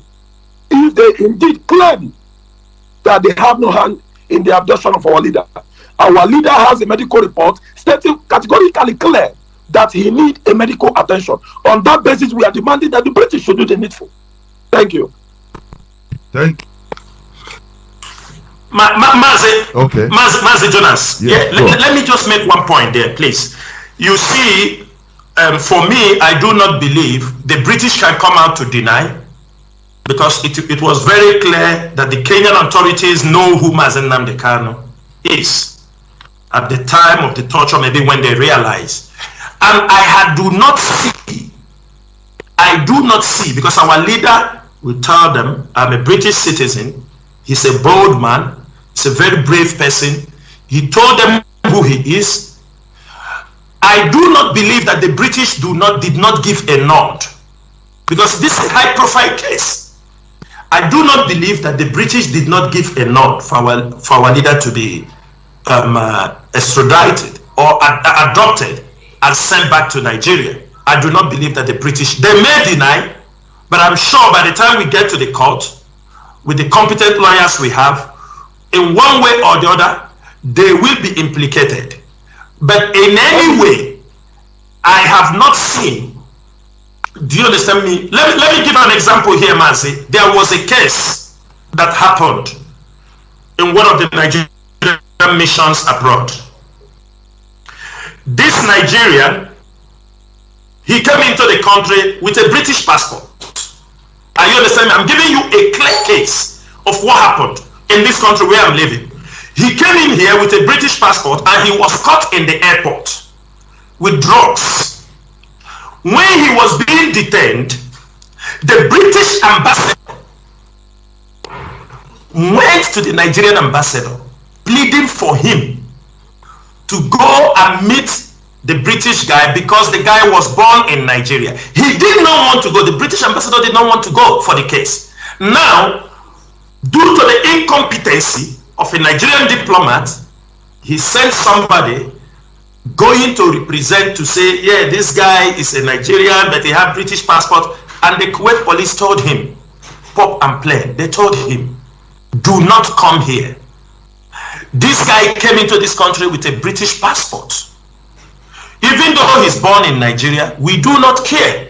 We do not have any trace that he is Nigerian. Only we hear that he was born in Nigeria. A British citizen, somebody, a black, can be born in Nigeria. Do you understand me? It doesn't mean because he's born in Nigeria, that means he's a Nigerian. The police walked away, these diplomats, and told them not to come to disturb, that they don't want them. He told them, he said, if not that you are a top high-profile officer in this place, I would have tell you some words you won't like. He said, why would the British come and defend him? So what I'm trying to clarify here is the game the British play, because Nigeria is their company. They can manipulate the diplomats. They can manipulate every Nigerian mission everywhere, and they can stupidly follow them and do their bidding. Besides, Kenya is also a former colony for Britain, so they all work together. They are birds of the same feather. Thank you, Mazi. Thank you, Mazi. And you know, but I would like to ask this question: what is, although the HOD, I mean the head of Directorate of States, Mazi Chike, stipulated during his statements, what is the modus operandi of, is there any arranged protest? Because sometimes you see people falsely writing about protests. I mean in Biafra land, I'm not talking about abroad. In Biafra land, what is the point? What is the modus operandi of what is going to happen, or what should be happening, or what should be taking place, or actions that should be taken by the general Biafrans openly about this from now to the 26th? Because there are many things flying. Some will just be in their house and concord. There is a protest in Enugu, in this and that. Please, people need clarification on this. I mean in Biafra land, I'm not talking. Protests are going on everywhere around the world and should be in this case, but I'm talking specifically in that zoo called Nigeria. Please, go on. Okay, Mazi Jonathan. Once again, this is Mazi Chinasamoru. Like you said, our people supposed not to be moved by rumor mongers. People, you know, there are hyenas. In the animal kingdom, you always see the hyenas, the bush dogs. They don't like to, okay, the bush dog even kills, but hyena hardly kills. You only wait for people, maybe lion, leopard, they will kill after you see the hyenas, because they are thieves. The hyenas are thieves. They are the thieves in the animal kingdom. And that is what we have inside the IPOB family around the world. There are people, you will see them, they thought we have forgotten who they are. They thought they come out, like I will make it very clearly here, we don't hide anything, and you don't think you can stay where you are and pinch IPOB. I saw a flyer, somebody said there is protest in Enugu, the protest in this place, protest in that place. He mentioned, the person mentioned his name, and he said sponsored by her and the members of IPOB worldwide. That is rubbish. We don't accept this nonsense. Nobody dictates for the IPOB. Our leader, Mazi Kanu, we have the blueprint of what we have to do when certain things happen. We have it, and we're not going to make it open. The one thing you have to know about protest, let me clarify most of our people, because some of them sometimes they talk irresponsibly. In 24 hours, our leader was arrested. Some of them want people to go and do protest on the street. Don't you know before you do protest that protests are being organized? Before you see those protests that people march from Ewenke to Enugu by foot, do you think it is just by mere talking? Don't you know that IPOB members have to organize before they march? So, say there are supposed to be protests now. If you want to protest in diaspora, you have to get a permit. You have to request for it. They will give you a date. You have to arrange yourself. Anything you want it to be successful, you must arrange it. And the protests have already started. Protest normally grows from gradual to wildfire. Protests are coming up from Brazil to Europe to Rome is coming up. Britain is there. Everybody saw what happened in Canada, in Berlin. Many countries, many have already secured. It will all happen sequentially.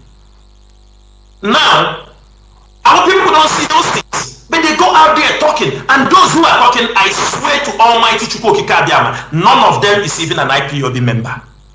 None of them can even come out and protest one day. We have protested. IPOB have protested in Biafra land. We pay, our people pay with their blood. So people should not remember us. What we know is a tradition in IPOB. You don't dictate for IPOB.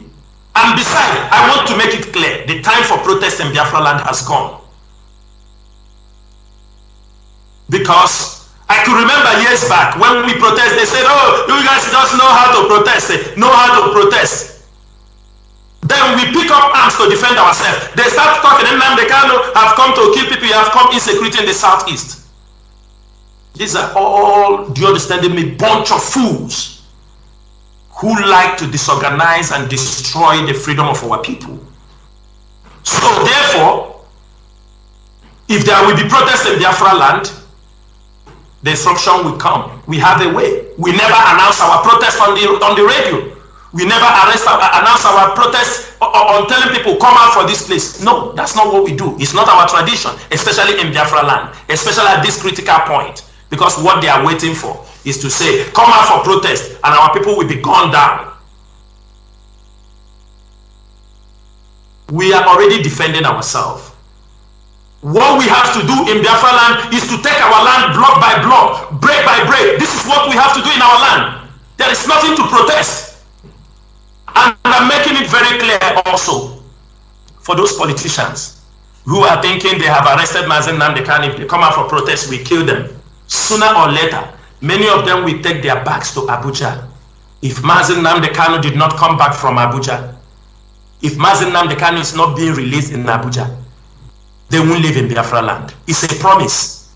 Starting from the governor to the local government chairman. If Mazi Nnamdi Kanu did not come back from Abuja alive, very soon, no Southeast politician will live in Biafra land. They will pack their bag and go to Abuja until they release our leader, because they are all the conspirators. Look at somebody like Archbishop Chukwuma. We thought he is responsible. We saw him coming to talk rubbish on the social media. They come out. Somebody like Victor Ume, because they think they can go to BBC and yard their mouth. One thing they fail to understand is that there are a generation of Biafrans, this current generation, we are crazy and we are mad in what we are doing. They're supposed to know that most of us were born as Nigerians. We were born, we don't know what was Biafra. We do not know about Biafra. We were born and we have started Nigeria. In this country I have lived, I have promoted Nigeria before I understand who I am.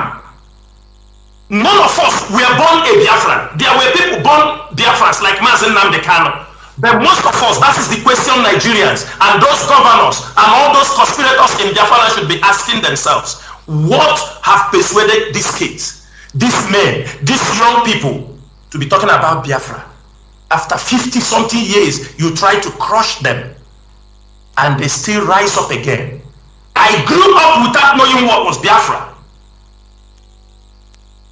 I saw myself as a Nigerian trying to carry the Nigerian flag. We saw also a video when our leader was promoting Nigeria. Every Igbo man living in diaspora has promoted Nigeria. We have promoted Nigeria to where Nigeria is today. It is the Igbos that have promoted Nigeria, not the Fulanis and not the Hausas. But after that, we start to ask questions. Why like this?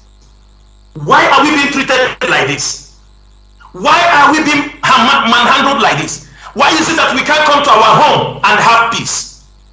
These are the questions Nigerians are supposed to be asking themselves, because when they think they can raise their army to come and crush us, they should know without justice there will be no peace. That is my message for them.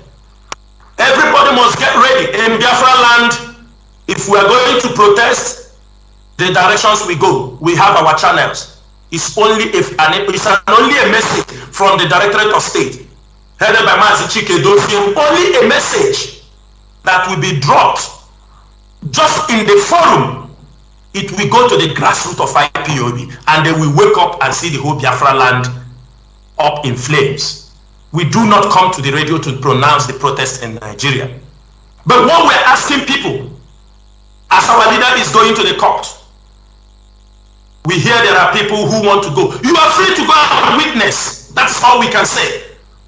You know the way, you know how you can. If you want to go and witness what is happening there, you are free. Nobody can stop you. You just go to the court. But the plans for IPOB remains, because it's not every point that we have to share to the public. Thank you, Mazi Jonas. Thank you, Mazi Chinasa. Before I enter into another point that people have been asking questions, let me ask this before that. How often is DOS officially going to be coming up from time to time in order to make statements, official statements? If yes, how often, please? Over to any of you. Biafrans all across the world. I believe our head of directorate have made this very, very clear that he will be coming on air to announce special announcements going forward. We must be very, very attentive. He will be as often as necessary. He has stated it clearly in his press release and official broadcast here on Radio Biafra. Now, there is a pertinent information I want to pass across to us at this very junction. We must be very, very, very, very psychological prepared at this very time and know our source of information. Whatever you are seeing on social media blogs that is not coming from this noble struggle and our social media apps, count it as fake news. So far it relates to Biafra. Radio Biafra is on 24 hours. At a particular time in the nearest days, in the nearest weeks, there will be coming up emergency broadcast. It can be early in the morning, it can be afternoon, it can be evening. If you are not seeing it on Radio Biafra and our sisters collaborative social media apps, you know them. Do not believe those rumors. Because here, in this very noble struggle, we don't lie. And you all can testify to that. So when you see some of these fake news, once you see them, just look them and pass by until you hear it on Radio Biafra. Or you see a press release, which you, as a member or as a Biafra, you know where to get it. You are in the forums. Your state coordinator is there. Regional coordinator is there. National coordinator is there. And you know how our press release comes. With a stamp from head of directorate. If you have any doubt in it, you can call your state coordinator, call your regional coordinator, or call your national coordinator. If possible, call your continental reps. We must be psychologically prepared going forward. Because the zoo are coming with misinformation and disinformation. When it is time to go on a march, you will hear it from this very noble struggle and from our head of directorate. So that is where I want us to put our attention on. And do not forget, discipline. Discipline is the key. We can never buy to the rumor of those that want the struggle to collapse. The DSS are working with their collaborators, the Fulefus, the saboteurs. Do not forget that sometimes they are in our midst. So when you get some certain information, confirm it very, very well. And Radio Biafra, our community, IPOB community app, radio is where to get those information. We must be very, very careful and psychologically prepared at this very critical time. No misinformation, no disinformation. That is the only way our enemies can get to us. But they know we are ready. They know we are prepared. They know we Biafrans are wise people. They know we are wise. They know that our intelligence can only be compared to the Western world. There is no place you can compare the intelligence of Biafrans all across Africa. No, none. And they know that. So we must go back to that root of who we are, which Mazi and Kanu have educated us, bred us, equipped us psychologically. We must not lose that very key factor, key ingredient that have always been built in us as Biafrans and IPOB member. They won. Thank you very much. Mazi Ayoba, do you have any other thing to add before I continue? Mazi Jonas, you Mazi are on Jonathan, mute. it seems you are mute. Mazi Jonas, you're on mute. Yeah. Sorry, it seems this thing is going on mute automatically. I don't know because I never pressed it. So I'm talking about whether Mazi Ayoba, whether you want to add something, please, before I continue.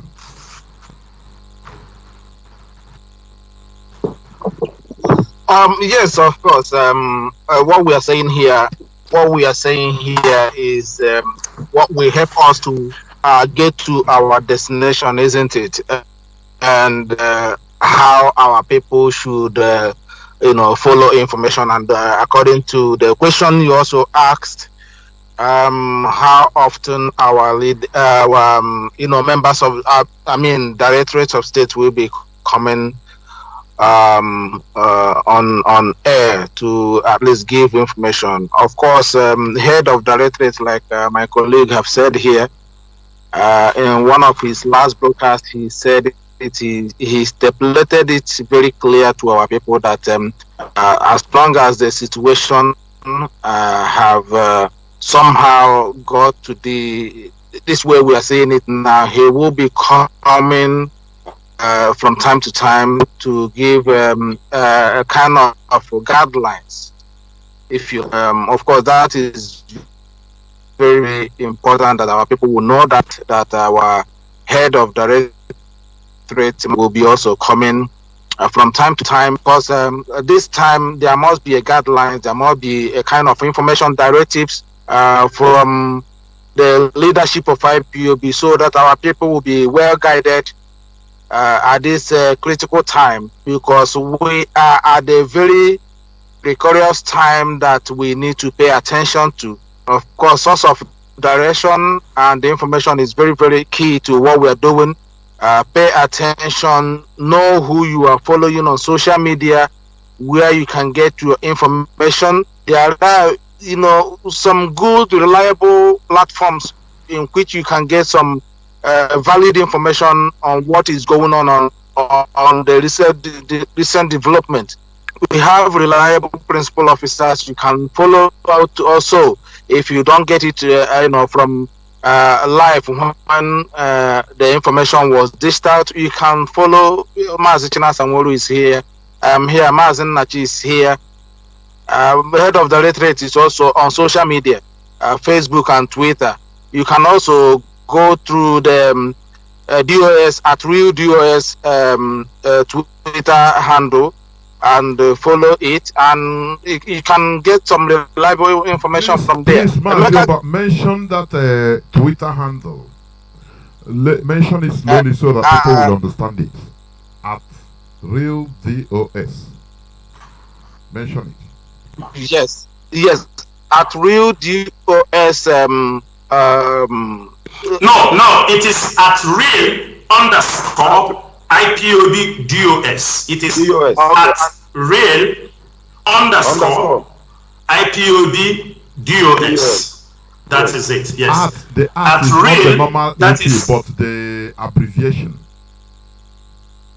Yeah. At R for Romeo, E for elephant, A for alpha, L for lion, _ I for India, P for power, O for orange, B for balls, D for doors, O for orange, S for school. That is at real _ IPOB DOS. Thank you.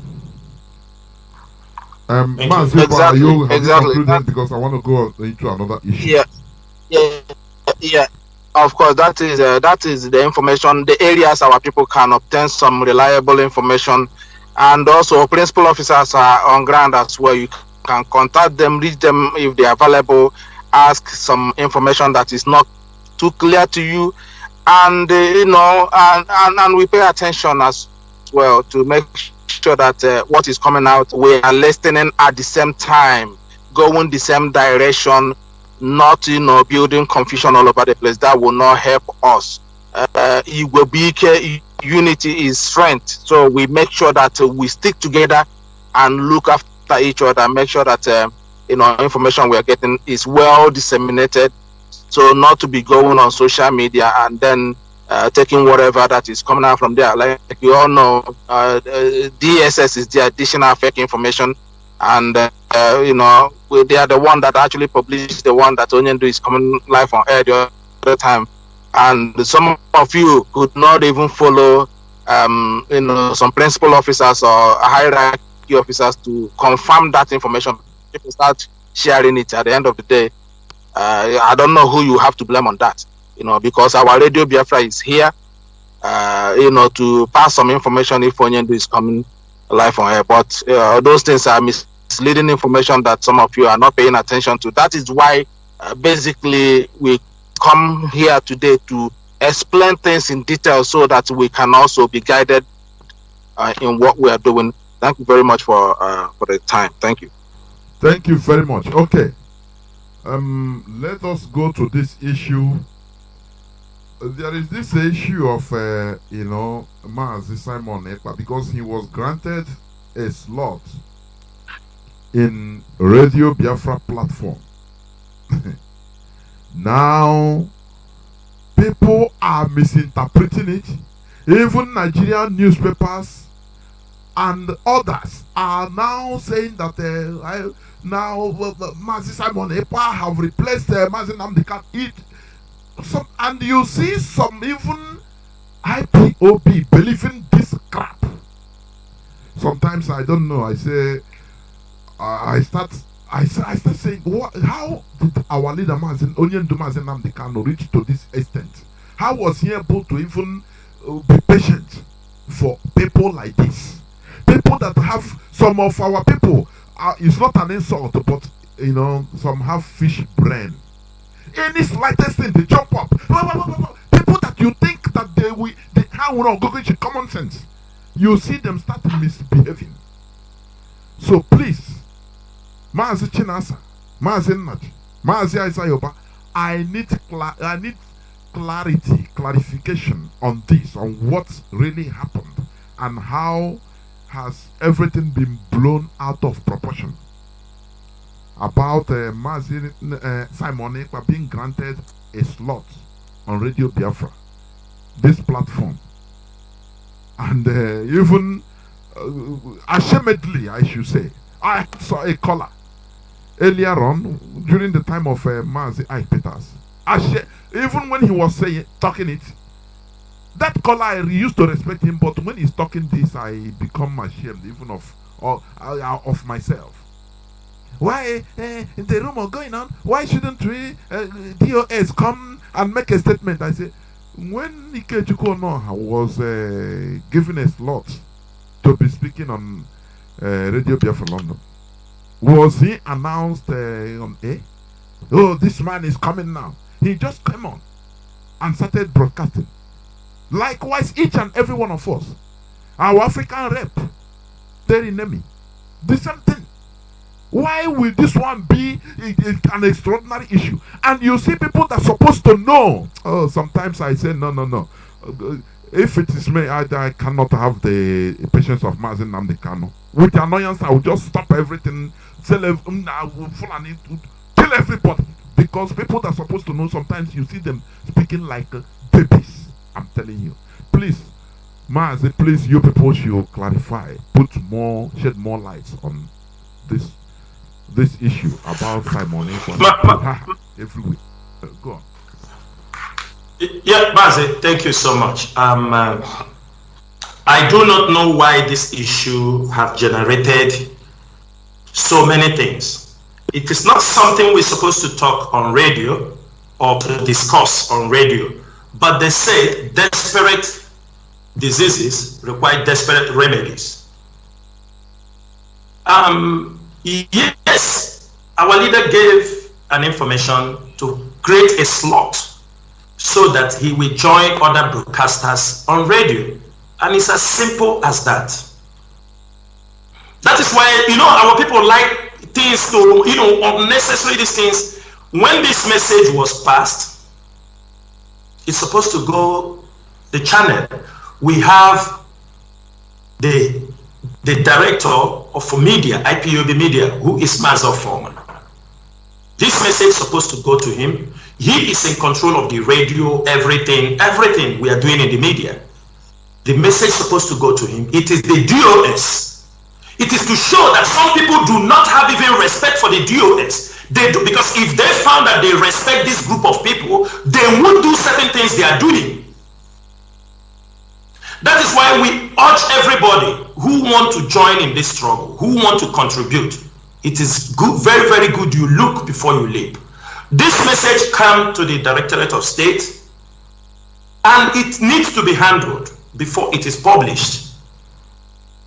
It is a slot that was given. And I'm also happy Simon Ekpa have put some disclaimer on his timeline. But the problem is this: there is something in fake news. It's just, for example, when you catch a thief, keep him in the gate of the market. Everybody passes and goes inside the market and say, this is a thief, this is a thief, this is a thief. Later on, you find out he's not a thief. And when he go, how many people will you tell that enter the market that he's not a thief? It's very, very difficult. Now, why we even want to clarify this issue, some of our alliance, we know that the Biafra IPOB have alliance around the world. They have saw these publications. When I saw this publication in BBC, I asked. I called the media and publicity secretary. I said, can you clarify this? He said they asked him that, he told them that it is a slot that people were given job to do. It is a welcome development. We need somebody like Simon Ekpa to join the group of broadcasters. But the question is this: what is happening? Could it be this approach is used trying to destabilize IPOB, trying to attack the DOS? Because in the Daily Trust, one of our alliance have sent it. It said, what is happening here? I will Simon Ekpa now, the successor of Mazi Kanu. At this stage, we are here now to control damage control. That is why it's also very important for people to mind their words. This is an organization. Maybe some people think IPOB is just on Facebook.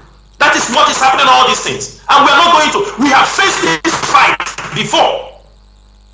All these things are agent provocateurs who want to make sure they damage IPOB. And I want to make it very clear for everybody.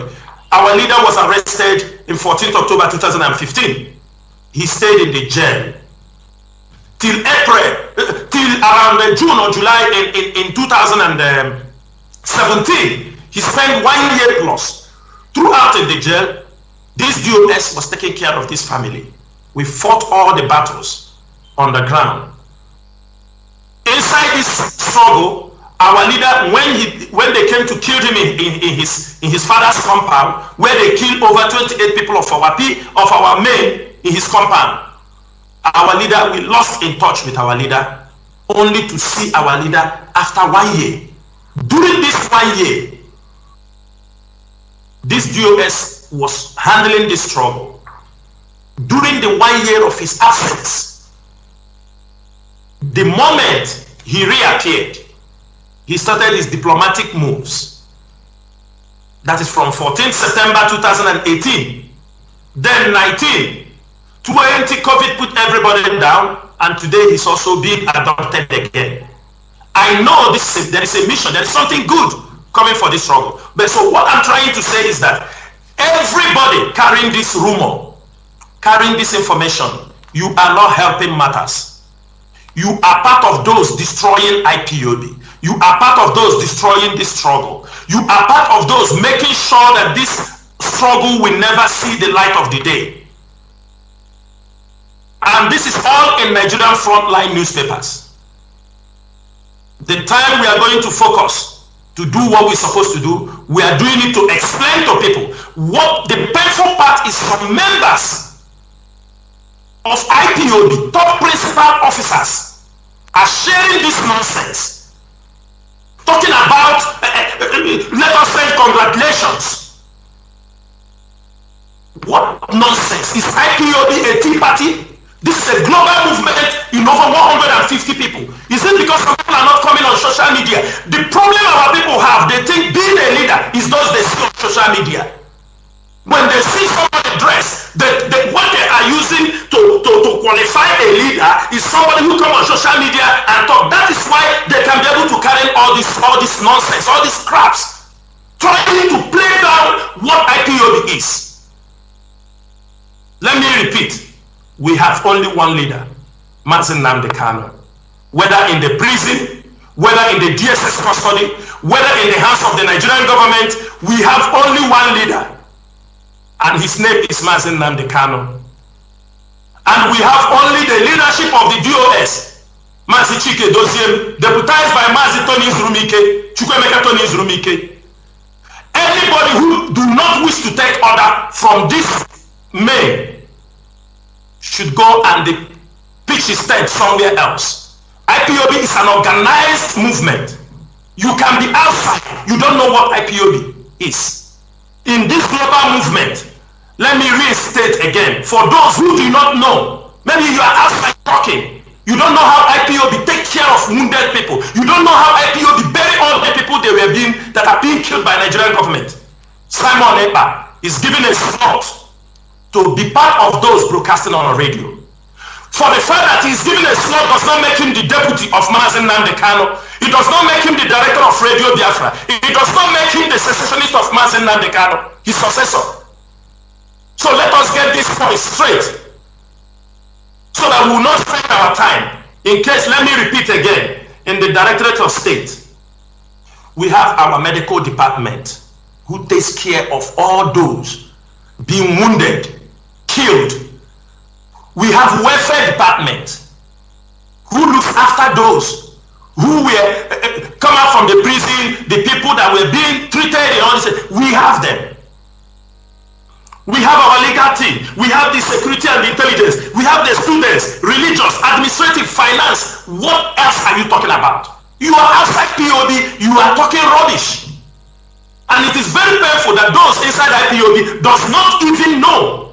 And we have our resolution committee that if there is any dispute in IPOB, they look into it. These are well-respected people around the world. You know, one thing is when people don't favor people. And I will use this opportunity. From now onward, our media personnel will watch out on Facebook. Because these are the things they do. Facebook will ban us. They try to send out fake information. Our people will be sharing it. Facebook later will ban you. You are sharing fake news. But as long as it's against IPOB, they won't stop that one. Because they know they are agent provocateurs. They want to use the media to cause confusion inside IPOB. Please, Mazi Jonas, there is no successor or pending when Mazi Kanu will come out. There is nothing like that. The HOD remains, deputy HOD remains, every structure in IPOB remains, and then Simon Ekpa is given a slot to broadcast on Radio Biafra. We should not miss. I know, do you understand me? Simon Ekpa knows that very well. But those who are playing all these things, I do not know what they want to achieve. But if there is something they want to achieve, and if we decode it, they are part of those we call the saboteurs, and they will be dealt with. Thank you so much, Mazi. Thank you. Mazi Enachi, do you have any other thing to add? Mazi Jonathan, Mazi Chinasa have said it all. It is why we are gathering today. Some of these things are what we already discussed. Misinformation and disinformation. Which is why Biafrans need to be prepared psychologically. Well prepared. Because, Mazi, I want to use the word of our leader here. We have crossed the Rubicon. The point of no return. It doesn't matter what anybody does. Either they are trying to use misinformation or disinformation. Onyendu, Mazi Kanu have already built the structure of IPOB. There is nothing anybody can do. He has shown us the way. He has built the structure. All we need to do is follow the path he has laid down. He gave an instruction. he gave an instruction. Mazi Simon Ekman should join the broadcasting team, the broadcasting warrior. Mazi, Jonathan, did anybody celebrate you or give special announcement when you joined the broadcasting team? Never. None of us never. So when Biafrans begin to talk this way, then you begin to ask yourself a pertinent question. What are they trying to achieve? Who is behind this? And that is why I'm taking the word of Mazi. People even calling on this platform, on different platforms. Yes, that is why I am taking. Sometimes that's why I used to conclude that Biafrans are the most primitive set of people before God. And the most brilliant also. No, brilliance is different. It's a talent from God. But when concerning social issues, politics, governance, Jonathan,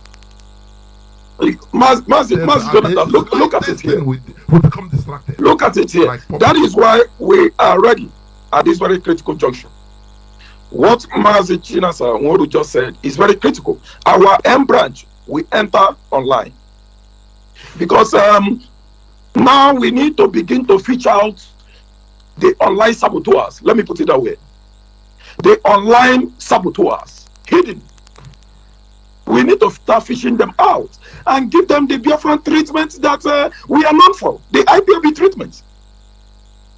If they think they can use misinformation and disinformation, they have gotten it wrong, because we are well ready. We were ready before them. Biafrans all across the world. Psychological warfare is very, very important. It is a warfare game. If you are not psychologically prepared, you can fall while under war. We have to take that into cognizance. Very, very important. We welcome our brother, Mazi Simon Ekman. Welcome. But who is trying to make it an issue? That is the question. When our brother Mazi Alozie and our veteran Mazi Alozie and Mazi Ekpita, who celebrated them? Who made it an issue? Nobody. But we welcome them in our normal protocol. Our chain of command is here. They will receive a letter of acknowledgement from head of directorate. That is how this works in IPOB. They will release a letter of acknowledgement. It is then left for them to make it public. Oh, I just received a letter of acknowledgement from head of directorate as instructed by Onyendu Mazi and Kanu to join the broadcasting team. Simple. The question Biafrans must start asking: who is trying to spread or make this thing an issue when it is not an issue? Who? That is where our M branch is working. You said the same way we treat saboteurs, and which will be coming up in the next days and few weeks to come. The same way we treat them in Biafra land, we will begin to treat them on social media. Go after them wherever they are hidden, because many souls have died for this struggle. Many souls are still dying. Some of us have even died while we are still alive. We are no longer afraid of death. We have crossed the Rubicon. We have made up our mind that it is either Biafra or death. So either they are spreading misinformation or disinformation. IPOB heading this restoration of Biafra, and DOS, we have set to stand forever until Biafra is restored. There is nothing their misinformation or disinformation can do. If you, as an IPOB member or as a Biafran, you want to fall for misinformation, good luck to you. But we march on until that nation is restored, that our children and generations to come may say thank you to this generation. Thank you to this IPOB. Thank you to this DOS that restored this Biafra. That is our concern. If your aim is to cause mayhem or to bring in misinformation and this, you have gotten it wrong even before you started. Millions have died. Thousands have died. And those that are ready to die are still coming and are saying, welcome on board.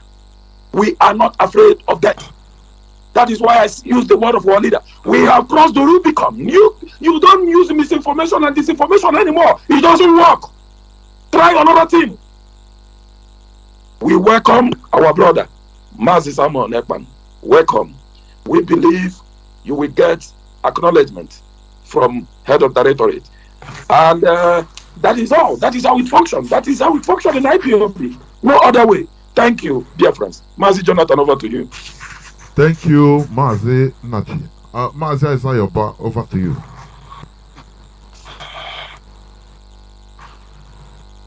Yes, thank you very much, Mazi Jonathan, and also my previous colleague that have spoken. One thing is very, very clear here. Mazi Simon Ekpa is a Biafran, regardless how you see it. Mazi Simon Ekpa has not done anything wrong so far since I've been seeing him on social media. But the thing is that if Onyendu have given a directive to bring Mazi Simon Ekpa into Radio Biafra, that's a very good thing. Just to boost the morale and also to make sure that our people come under one umbrella, which I've seen some of his posts. He wholeheartedly accepted that. I don't know having any concern for no proper reason. He can be at home and also be in diaspora. If there is anything concern you have over Simon Ekpa, should be coming from the leadership of IPOB. And if there's no impediment against him, so what is the problem? Onyendu, I remember those days, Mazi Jonathan, when Onyendu, only him broadcast on Radio Biafra. And there was a time he said that time will come when Radio Biafra will be 24 hours broadcast. And, throughout the time he was in, Mazi Lozie came on board. Mazi Peter I came on board. I think you came on board, I think, or the other South Africa came first. And then I think he came then before you, and others.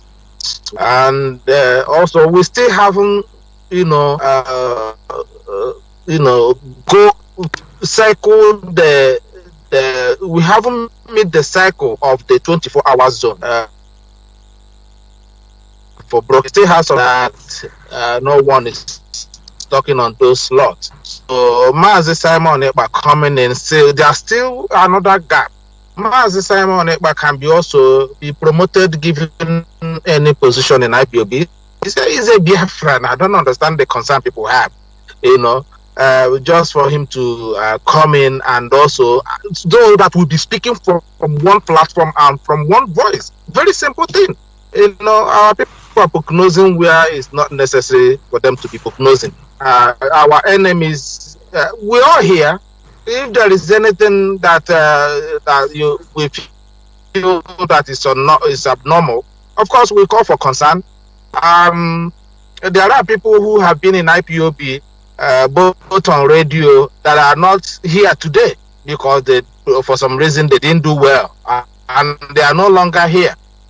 Applicable to every one of us. If we are not doing well, or if we turn out to become a threat tomorrow, I believe we will be kicked out somehow.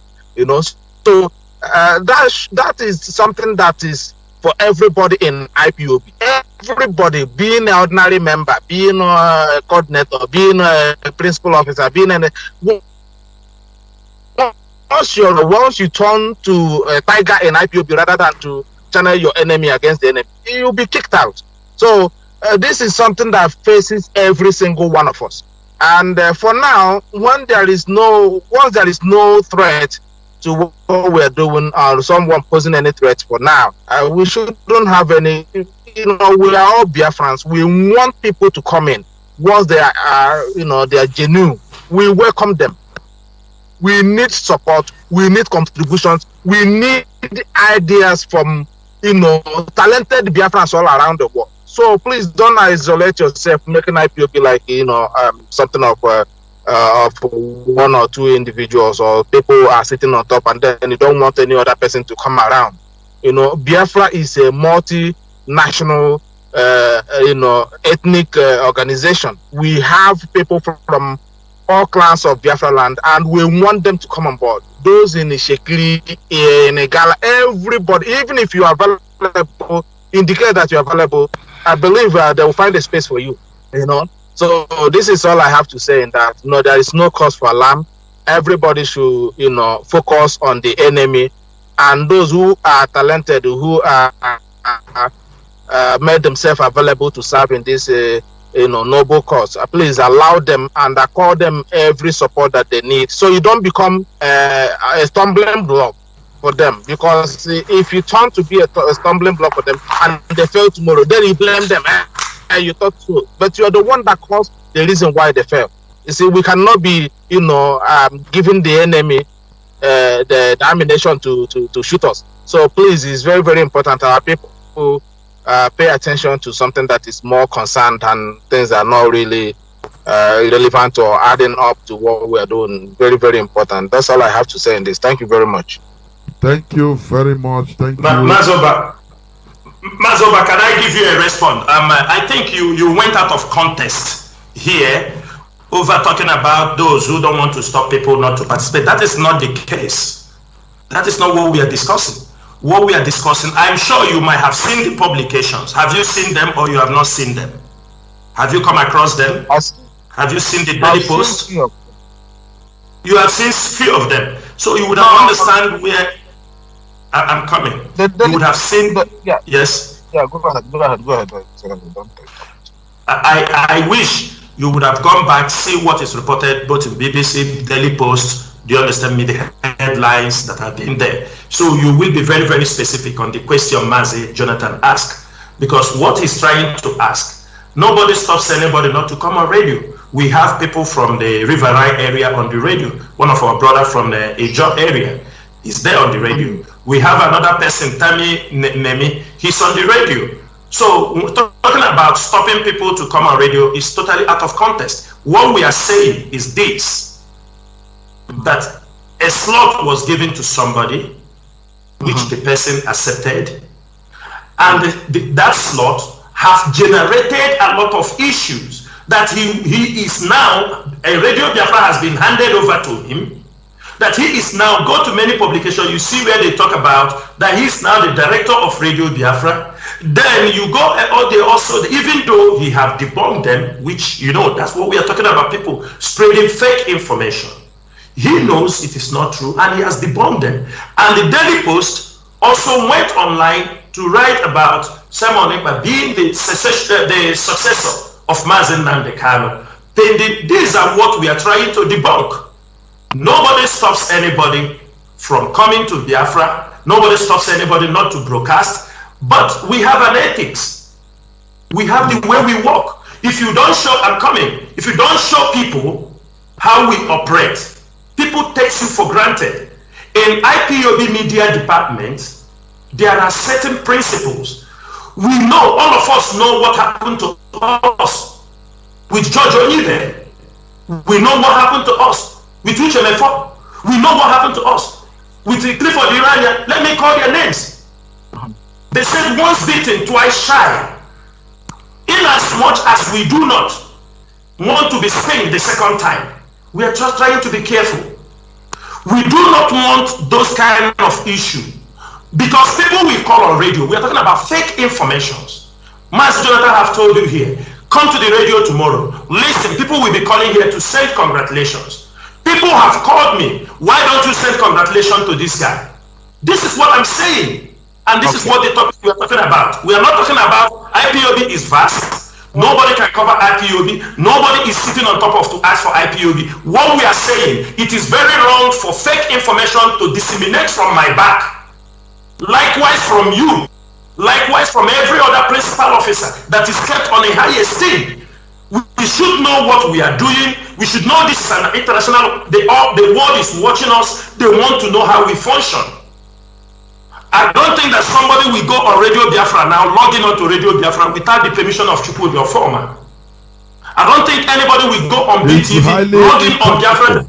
You see, as we are without Mazi former can just lock everything up.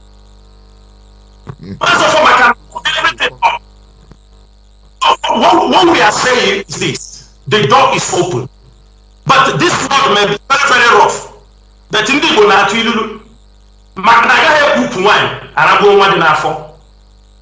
this is what we know, because we want everybody to come in. Then we cause problem within ourselves. Our leader is just barely how many weeks in the detention. People are talking about a new successor. People are talking about this. People are trying to fake. People, I know this is where this was going, because immediately our leader was arrested. People coming on Facebook, people coming on radio, stabbing the DOS, calling us all sorts of names. Why? Ask yourself, why are they doing that? Because people want to create a vacuum. They want to say that Chike Doziem is not capable. They want to say that Tony Zurumiki is not capable. They want to say that China Samoru is not capable. Asayoba, Uche Chukwu, that is what they want to create.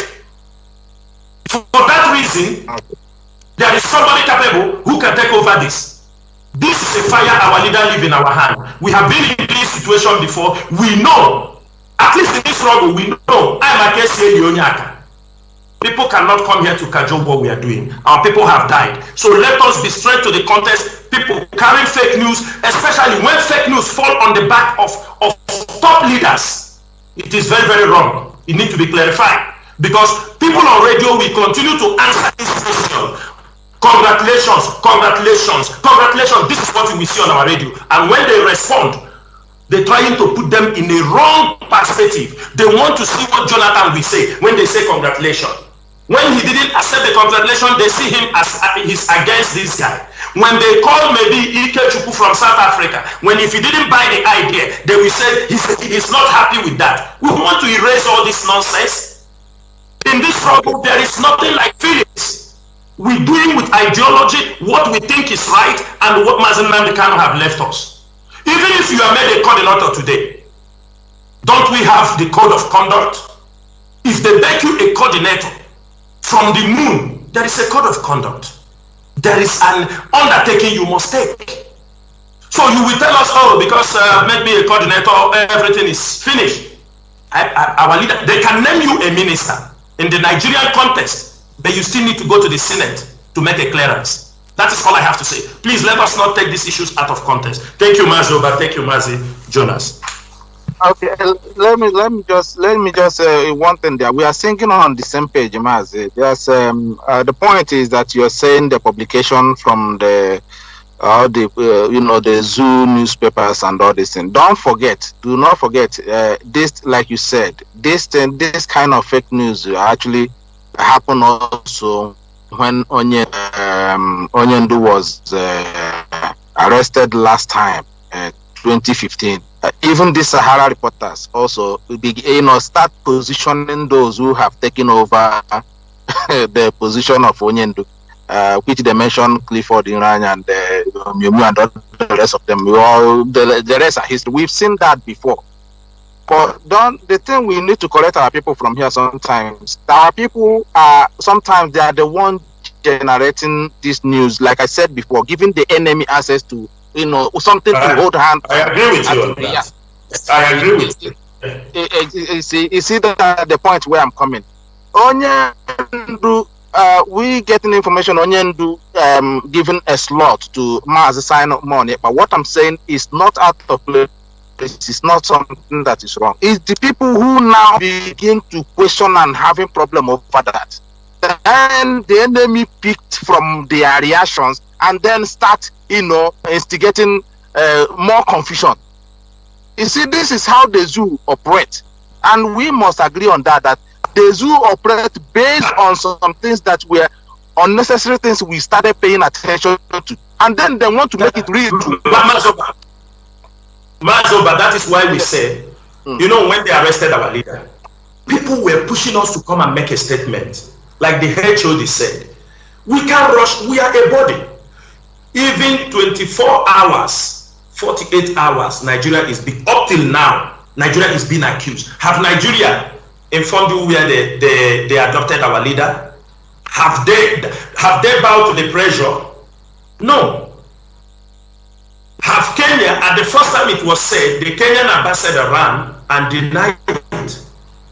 But after we brought evidences, because IPOB, through some contacted the Minister of Interior, through some professionals, the Minister of Interior said they are not aware. They contacted the Minister of Foreign Affairs in Kenya, they refused to make comments. The ambassador came out and denied.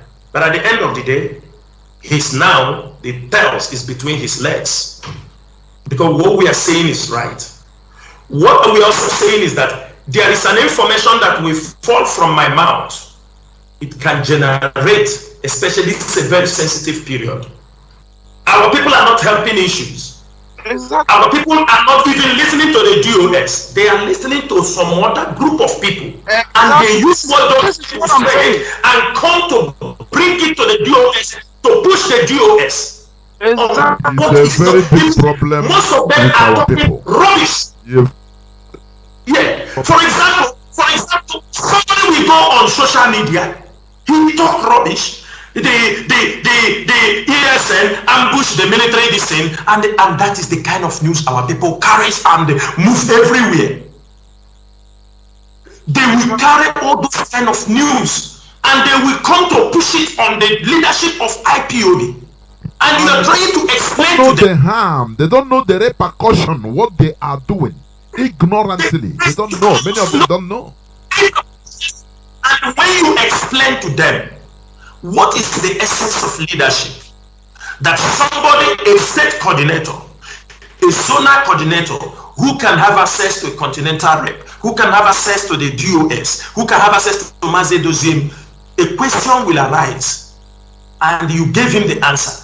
He don't feel satisfied. He believes that YouTube version where they said this is this, all these YouTubers making money in the name of, with a lot of fake news. Let me give you one instance. One of our coordinators, are you hearing me? One of our coordinators in the zoo called me. He was very upset.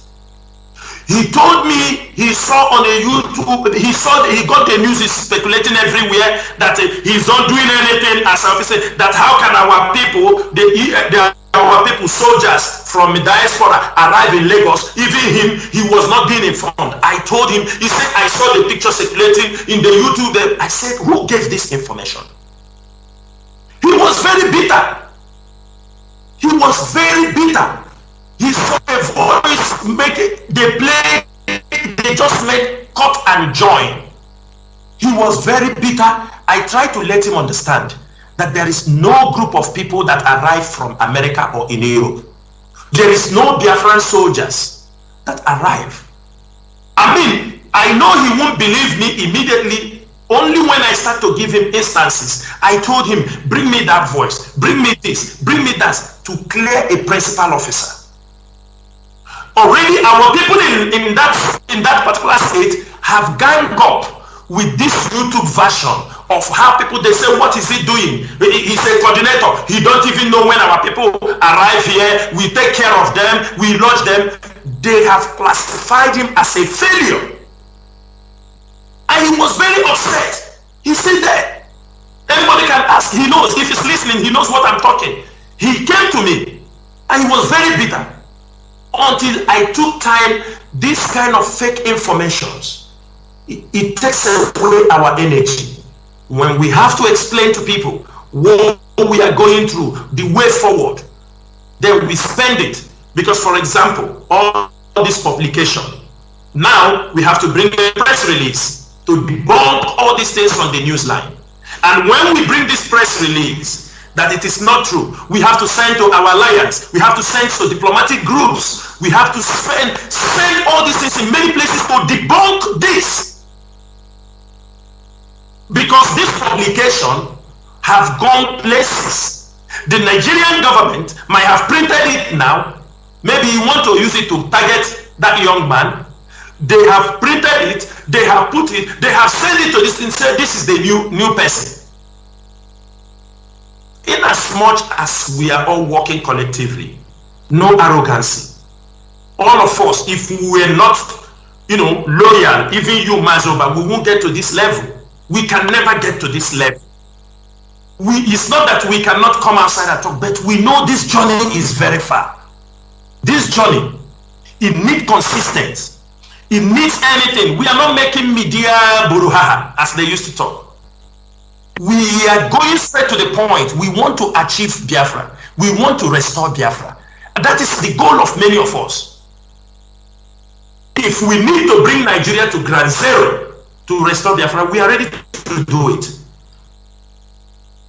That is what I want to say. So let us always send our messages, avoid people, like you said here, somebody go on our leader. There is somebody, and let me use this opportunity to talk to our people. There are fake Facebook pages people are using against our leader. Maybe they created those fake Facebook. We have reported them many times, but Facebook will never bring them down. Facebook have refused to bring those pages down, refused to bring those Facebook accounts down, those Facebook that are impersonating Mazi Kanu. People go to his Facebook, use a similar Facebook, the same thing, because right now all of you have to understand one thing. If you're a student of Mazi Kanu, a student of Radio Biafra, you are part of this struggle, most of you can decode the way our leader used to write, send out his tweet, send out his Facebook messages.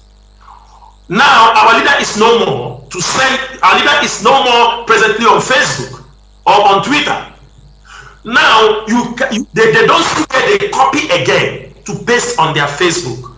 Because if our leader is on Facebook now, anything our leader will just drop out there, they copy it exactly and put it in that place. So you following them, thinking you are following Mazi Kanu. Now, because they say no man ever becomes great through imitation. They were imitating our leader. Now our leader is in the hands of these devilish DSS people. Now, they now start sending out false information, telling you that we are using this group to project what is happening. That's not Mazi Kanu. And they don't know. And most of them are IPOB members. They don't know the danger they are causing. Because, for example, somebody can call the DSS. No, this man just send a tweet now, or this man send a Facebook message. It will lead to harassment to our leader.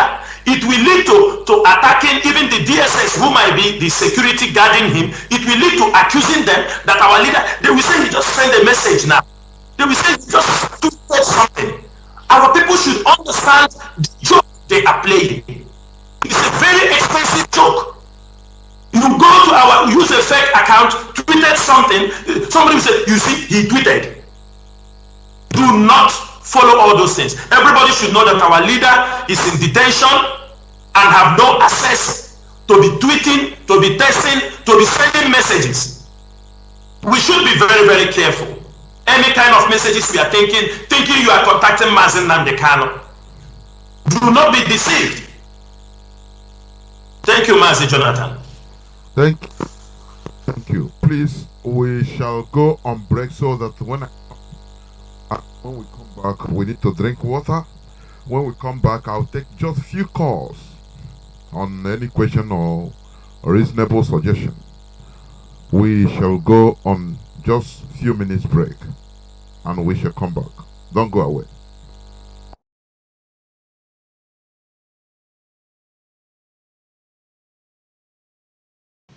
Now, every morning you wake up, they keep 10 in Daudu, 50 in Gwe West, 10 in Chad. Broad daylight, they came shooting to stop them from burying that young man. I want to say that this should be the concern of every one of us. It is not a religious issue. Some of them are hiding under religion. It is not a religious issue. I know, because I have related to Muslims for a long time, no Muslim fights or kills during Ramadan. The killing even took place more at that time than now. So they should not tell us it's Muslim. It is a hidden agenda. And this hidden agenda is being sponsored from the presidency. It is coming from the presidency. If all Nigerians are saying ranching and presidency continues to say grazing reserve, then presidency has a hidden agenda. We want to hear our president's voice. Our president should talk to us. We did not vote for Garba Shehu. We did not vote for Shegun Adesina. We want to hear our president speak to us.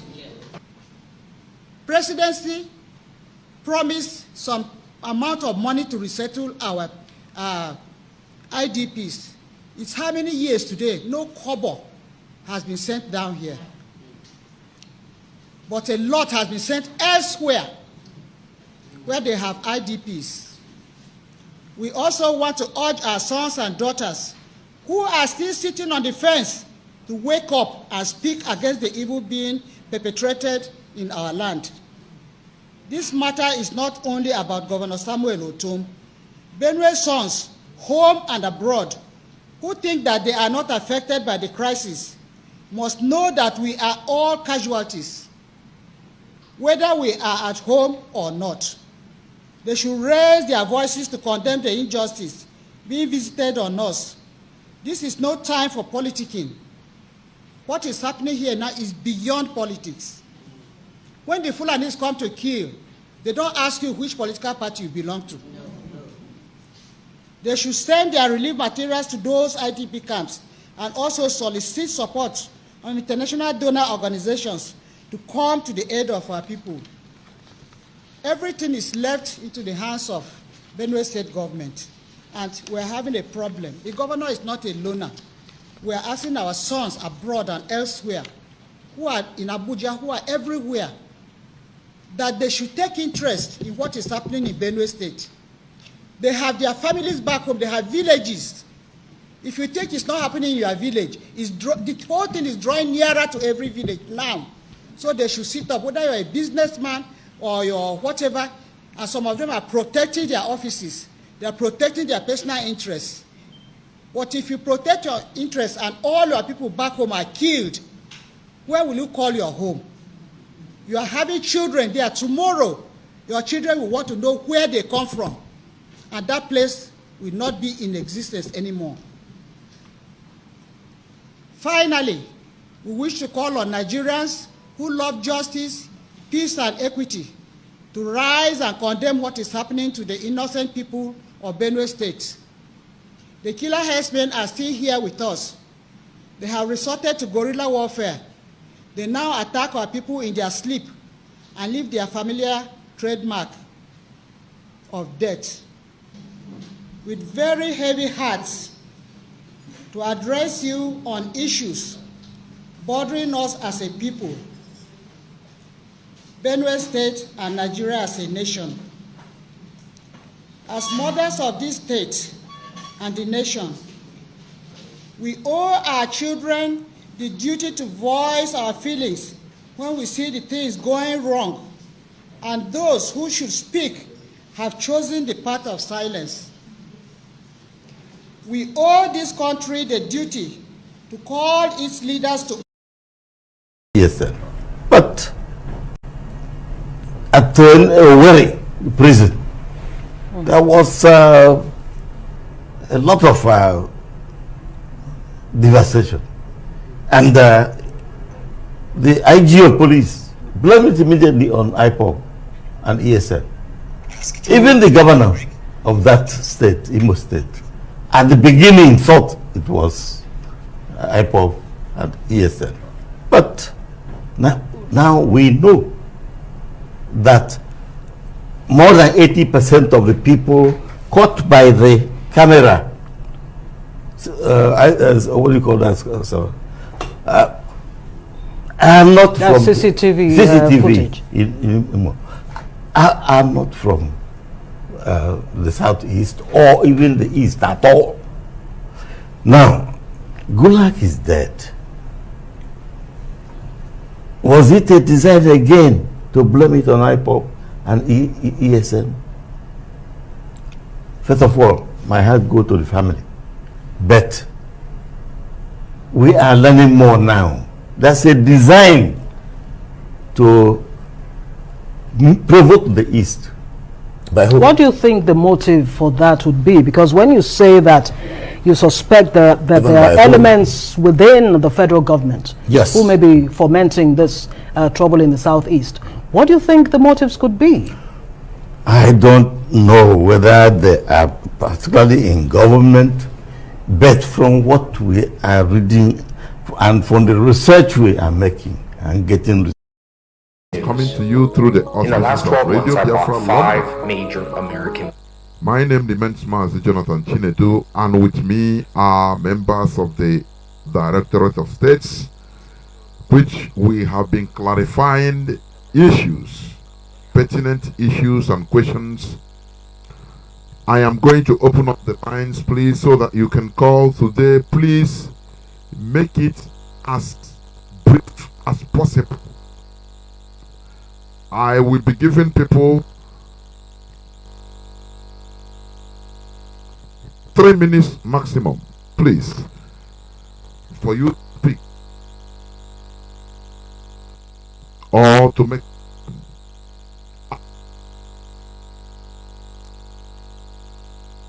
213-3224. I repeat, 86224 is 614.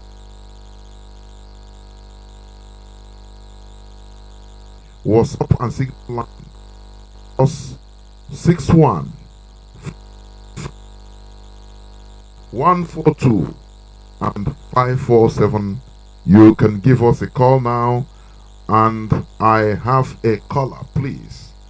A caller, hold on a bit. A caller on WhatsApp. Caller on WhatsApp, can you hear me? I can hear you very well, loud and clear. My name is Ezeman Nabike. I can hear you. My name is Nabi.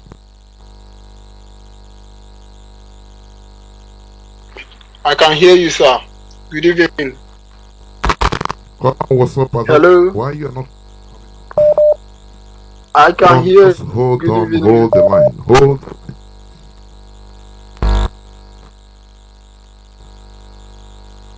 Call on. What's up? Can you?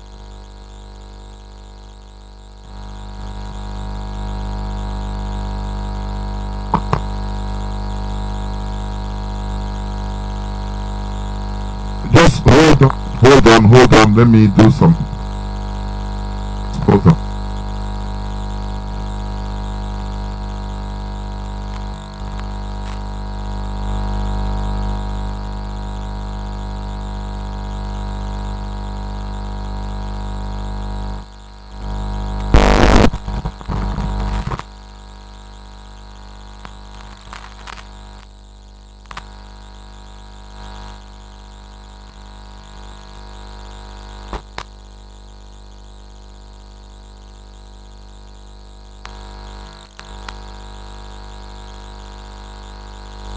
Mazi, please.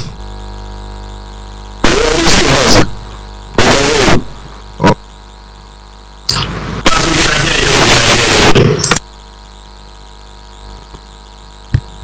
I am still.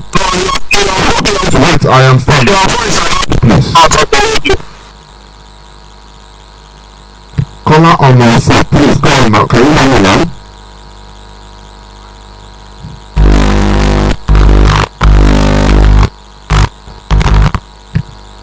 Speak. Go on.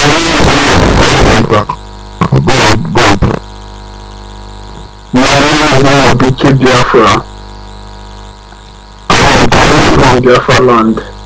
Welcome to the Thank you. I'm a first time caller. I've been listening to you, but today is the first time I'm getting through. So I want to talk on what is on ground. The reason I think the reason please, I'll tell you, because there's something I posted. You can't hear for now because of the police. Let me ask the question and I'll to you, please. Go ahead, Mazi. Okay, sir. Okay. So, I can continue, right? Yes, go on.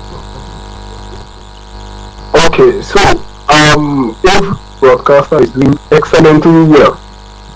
But, on considering the issue at hand, a legal issue is involved now.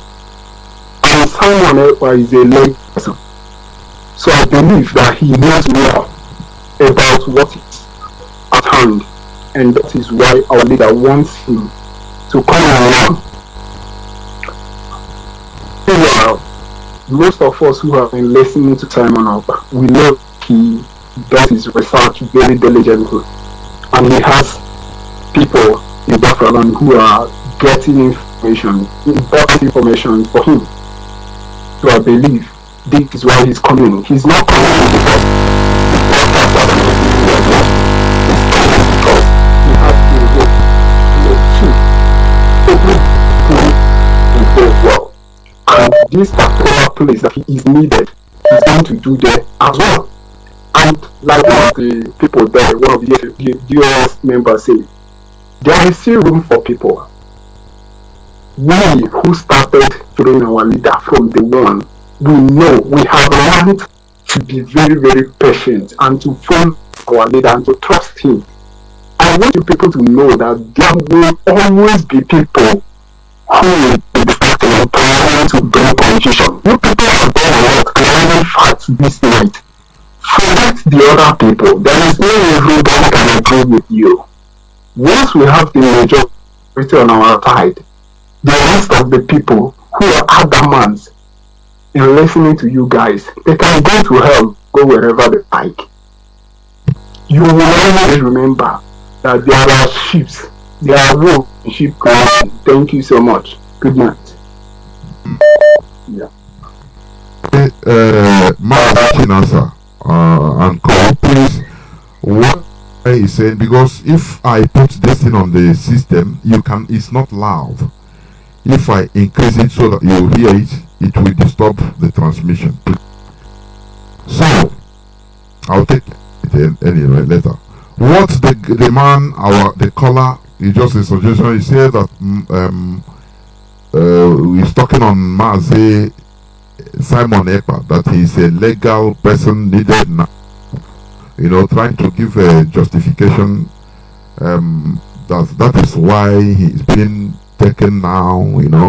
So I don't know whether you have any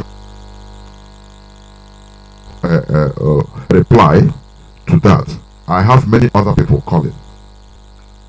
Mazi, I don't think we have any reply for this. We are clarifying the subject. We are not coming here to debate on those topics. So it was a suggestion he gave us. This is not trying to avoid the radio. We want to discuss people.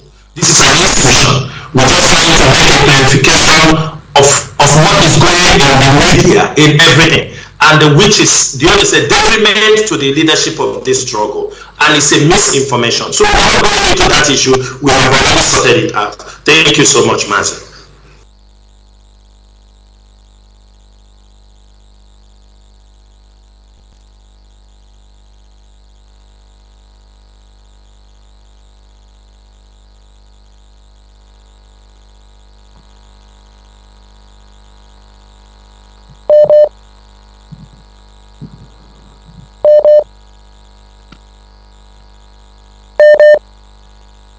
Yes, I'm here.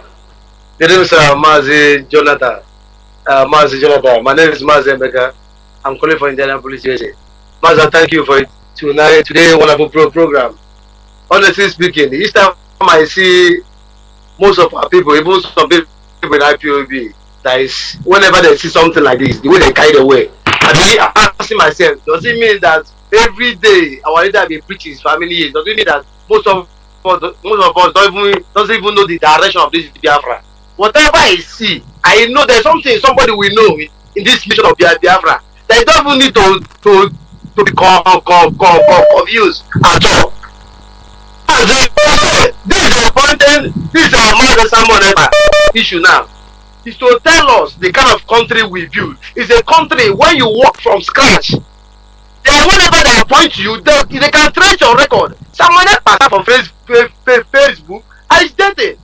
Then already that saw him, see him, and picked him now. To tell the kind of government. Not the kind of Nigeria. Someone become a drug baron in Chicago and come and become your governor. Someone could be saying, yeah, governor. And now again, Mazi Jonathan used to be here that why Fulani are different from us and Fulani are they disciplined. When they tell them they're going to carry assignments for the next 10 years, the Fulani will patiently obey their leader and be the strategic point they have them to be. But on complain. Whenever if I see people talking about this, I ask myself, don't see me listen to Biafra every day by day. Mazi, do I pray I went and Biafra? When I talk now, people become just. But don't never see. Me, a professor here have asked me, which school did I go? Many Nigerians ask me, which school I think I go school of Biafra and school of one boy. I'm proud of that because there's no office in this America that I haven't been put into. Because Biafra teach me boldness. English, but I enter where who speak profession doesn't enter. I listen to you people and I make the issue of the saga on Facebook. It doesn't even move me at all because I know the track. How can somebody tell me, our leader, our leader now? Just imagine. But that's how they did. Let me drop it. Thank you, sir.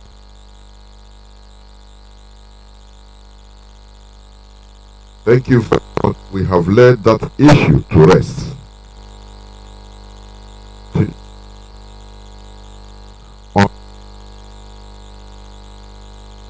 Are you there?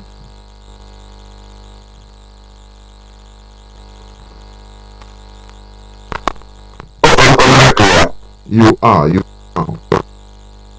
Okay, great. I said good evening from here to Biafrans all over the world. Friends of Biafra, freedom lovers, I salute you. Our leader is Excellency Mazi Kanu. I salute you. Good evening from here. I remember by Charles speaking from my location. Mazi, I was listening to DOS and the whole thing they treated today. I just said, well done. You know, I'm a kind of, a lot of people think I'm very controversial, but I am swift in approach in doing things. You know, when that thing going on, I was actually driving. I was on the road when I picked up my devices in my ear. I was listening in my left ear, the other one in my right ear, listening to two things at a time. I heard our brother saying something. Let me. I'm not here to blame anybody, but sometimes we must look into certain things and look at the timing. Maybe the intention to do certain things is good. The timing might be bad. So because of the time, what is going to happen when this thing is done, we might suspend that thing. I have no issue with our brother Simon Eba. He's a good man. I never met him. I never spoken to him. I listen to him sometimes, but I'm almost focused on Radio Biafra. That's where I get my information, and that is where I stand. So I encourage even Sister Efe. I listen to her. Even I listen to him sometimes. That last time he was making it look fun. I like the man. I like the way he portrays. He gives information, and sometimes he makes it in a human way, so you don't get stressed up. A lot of people are so serious with their position of power, and that is a motivating factor. Well, when they get into this power factor of function, they lose focus. Each time around, I will come and do damage control without anybody asking me to do it. I want our leader's vision to get to the final destination. I want us to deliver big time. We are on the winning side. I see no reason why we should leave the substance and start chasing after shadow. Like you rightly said, I said it during the day. When I was on the road. You are a powerful broadcaster. I remember our brother Tari Neme also in Beaver State. He's doing fantastic job. When I mention all the broadcasters who I've been listening to, and Mazi has been my man with Peters at the ancient of days in broadcasting with you, and so many others are listening to them. So when this thing came, they should have looked into it, because ever since our leader went, was apprehended by these evil gangsters, a lot of people keep saying, replacement. That was when I saw this, I said, we have brought something that is gonna happen. You know that our brother is a bad person, no. But the mindset of our people, some people don't understand this struggle. They think you can't, if you go into deputizing things, the man we will get him out of that place. You don't know. But our people, it is not, my brother, nobody should get me wrong. It is not giving our people, we get to the point of understanding the fact of being asked to do something, and when the time comes for you to leave that thing, you just leave it without any controversy, without any issue. That's why Igbo people or Africans say the problem is not to give monkey water, is to get the cup out of the monkey after drinking. That is one thing I always have in mind. I said it is a very good thing to get the guy into the broadcasting network, but our people kind of lose focus. They now, before Chidera came to say it about it, a new replacement for deputy has come.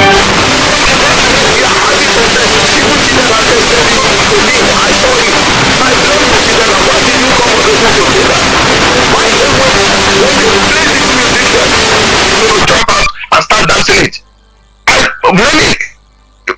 If I could employ or maybe deploy my intelligence, I would say it is a fantastic thing, but the way our people think at the moment, let us hold on, our leader will come out, and he can join the family of broadcasters. There is no problem. Anyone can set up broadcasting platform and start shooting it from there. If you have the money, you can do it. If you have the intellectual, the knowledge, you can do it. But when our people keep on saying, Mazi, some of them is not my friend, but what is this? What you can afford to come and say? What's the problem? When is nothing, has nothing to do with my statesman, my tribesman, my family member. Your family member can be a supporter of one Nigeria you don't know. I have a lot of them. So you have to be dogged, you have to be formidable in what you're doing. Look at things critically before you jump. Not because every time our leader would like to bring a lot of people to do a lot of things. But some people will read meaning into it. And what about a deputy leader? Although he's deputy leader, or part of the team to spread the message and to do the needful. But in the body, they received the text information many even before this thing came. When children came on there, I said, I'm going to say to go, Mazi. They were good evening from here. They were. I'm done. No, thank you. I'm trying to do something so that they will be hearing me honestly.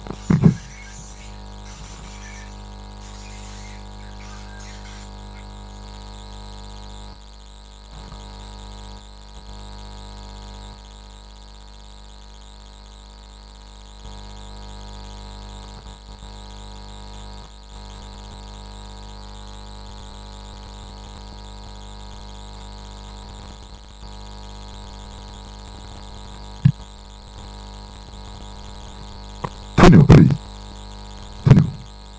I think I have another caller on WhatsApp. Can you hear me? Welcome to the program. Yes, I can hear you. My name is Machineke. Please. Okay, can you hear me now? Yeah. Go on.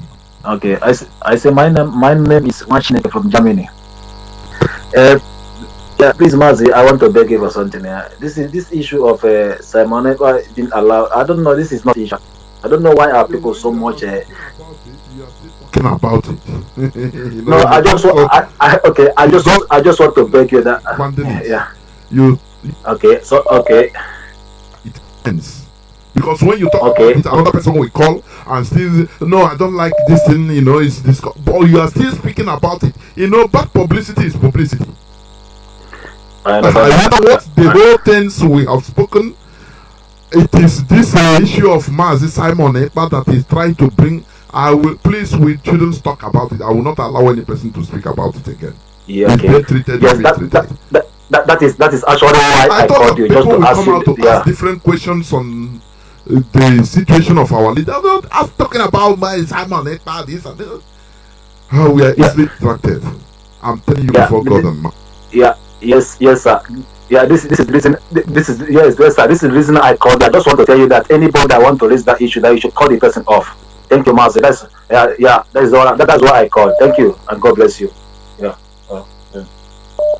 We have no person will raise it again. We are done with that issue.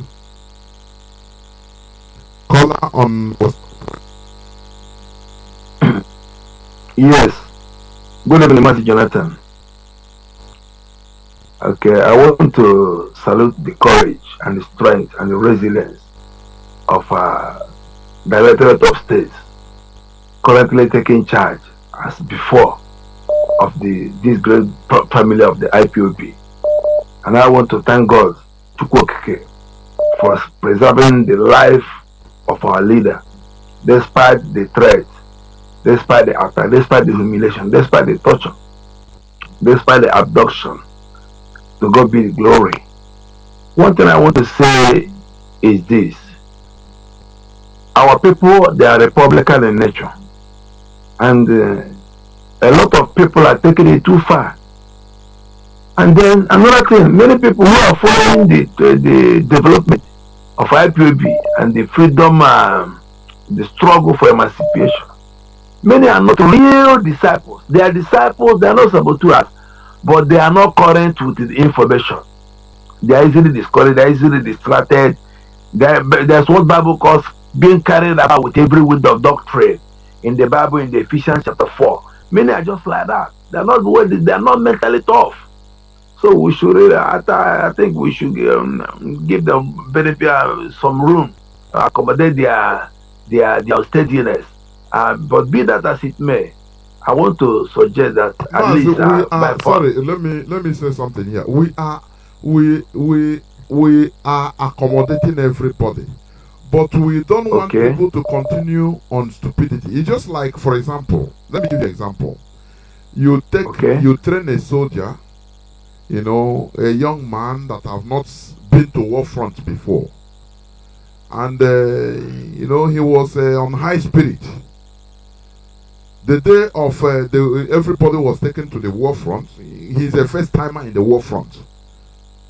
Oh, immediately he had the noise of maybe shelling or mortar. Boogum, boogum. One landed before maybe beside him and killed some people. he starts shaking. He starts fidgeting. You as an old timer that is with him, you will encourage him and tell him that you do anything, you die. So you have reached a point of no return. Fear will not solve the issue. So what am I saying? We are not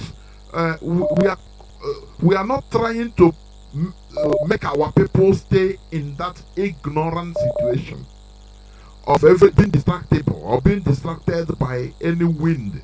We want easily distracted. To be strong. That is why we are telling our people. That is why the DOS has come up officially in order to admonish our people to be strong. Do not listen to everything. You understand? That is what we are doing. Thank you for that. Thank you for that. Another thing is this, please. We have been at this junction before. We are here at it again. We should, in love and understanding, preach discipline to our people. Preach discipline to our people. Preach discipline to our people.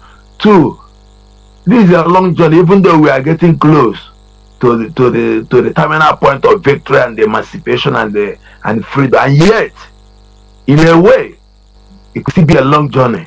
So we should prepare people mentally so that they are prepared for whatever might come, how long it may elongate. That's number 2. And then number 3, please. People are trying to, over here, I'm speaking from my location in Biafra land. See, many people are just questioning the wisdom of our leader. I want you to travel to Kenya. Did the US know? Did he tell everybody? Is it just on his own and that? If there's a way you people in your own wisdom could clarify that, at least I'm not mandating you to do that, but if you find it wise to do that, a little clarification we do, just a little clarification for those that will hear, they will hear. Those that will not hear, they will still not hear. That's one. That's story number 4. Let me address this issue so that my comrades here will also hear it. Okay. Addressing this issue, it has been addressed because asking, is there any wisdom of our leader traveling or going to Kenya or through Kenya or one thing or the other? There are things that are going on. Our leader has been doing. Mazi Chinasa, I think you are hearing me. Mazi, go ahead. Okay. Yes, so this caller should be addressed, because many people are called. A caller from Biafra, he's still on hold. What is the people are questioning? Some people are questioning what is the rationality of our leader going to Kenya, this and that. So I don't know whether you have anything to say about it. Mazi,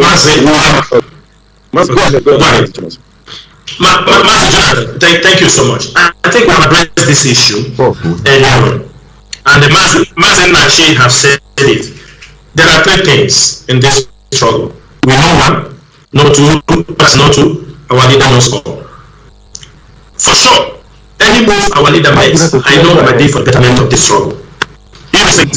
Hold on, I will explain. Yeah, irrespective of anything that have happened.